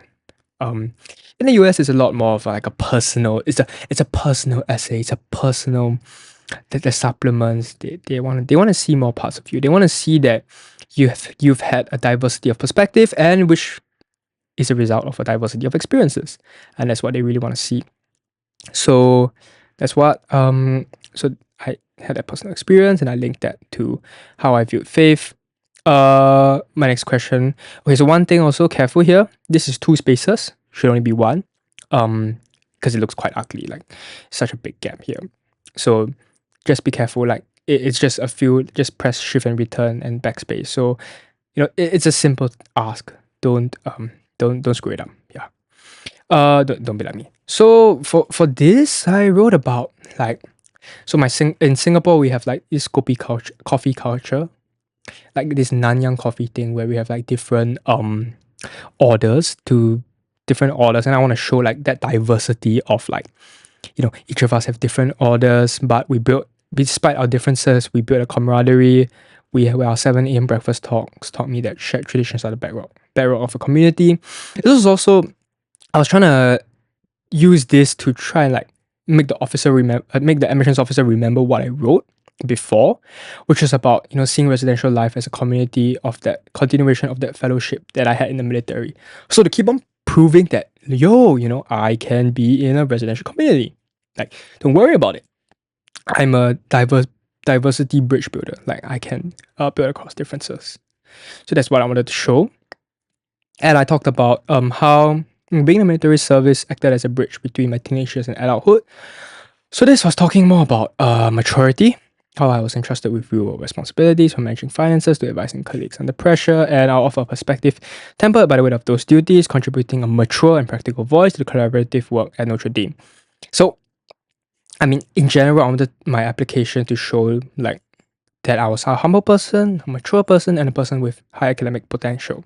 So it's not just that I feel like these are the 3 of like the best qualities that you can show, but I also tried my best to follow what I said and to show these characteristics through my essays. And the last question, what would you fight for? A classic Notre Dame question. I fight for the foundation of a very strong community, the self-worth and energy of its children. Too often, their potential is buried under the weight of challenging circumstances. My work is fighting to unearth that potential, to give children new resources and showing them the value of what they already have. So this is things like, this is a refer back to my first essay about how, I wanted to recognize the dignity of people, and also a callback to my personal statement and that I wrote that. So it's okay to repeat like very small sections of your personal statement. Like you're not supposed to write like something that's completely so different. It should be along the same vein, but from a different perspective. So here it's about the perspective of what would I fight for, but back then it was the personal statement was like discussed like a experience of personal growth. So you see, 2 different questions ask 2 different things. You arrive at the same answer. You talk about the same thing, but they are in different perspectives. And so I talked about guided by the concept of Imago Dei, which places emphasis on human dignity. I believe that this is the most essential service.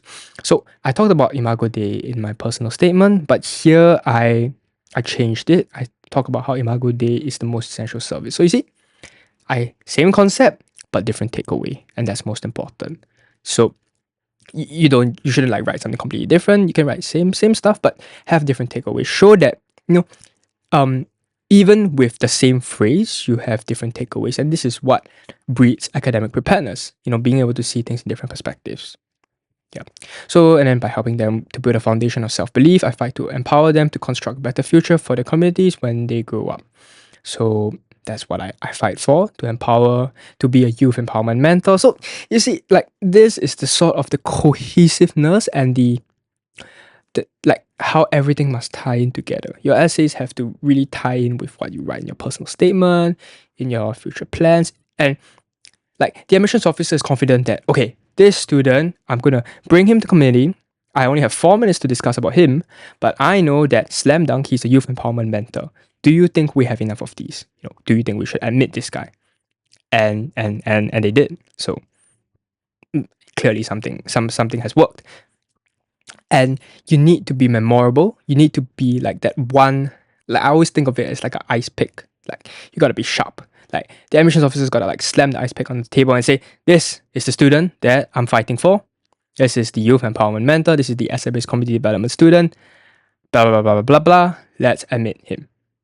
And then the discussion continues. The admissions officers in the committee, they rip apart the file. They realize that, hey, this guy has a lot of cohesiveness. And, he really does want to be a youth empowerment mentor. So I believe in that. Let's do it. Let's admit him. Because at the end of the day, these essays all show, and all these writing, it shows a humanity. And this is what I wrote, and this is what I talked about in my podcast, the Elite College Admissions, the Strategy, episode 2, that committee is a trial. Your admissions case is a trial. You need to prove to the committee that you are who you say you truly are. And only once you do that, and if the committee thinks that, okay, this is what we need, then you will be admitted. But this is a very human process. You need to make the admissions officer feel good about you. You need to make the committee feel good about, admitting you. Because this is a very human process. And recognize that it is a very human process, and there can be a lot of nuances in this. So that will be all. I've talked for like quite a while. I hope that this was a very in-depth review of my application and as an international student within a high sective environment. I hope that you guys have learned something about this. If there's anything, please email me at hello@elitecollegeadmissions.info. Or just comment and any questions, and I'll try my best to answer them. Thank you.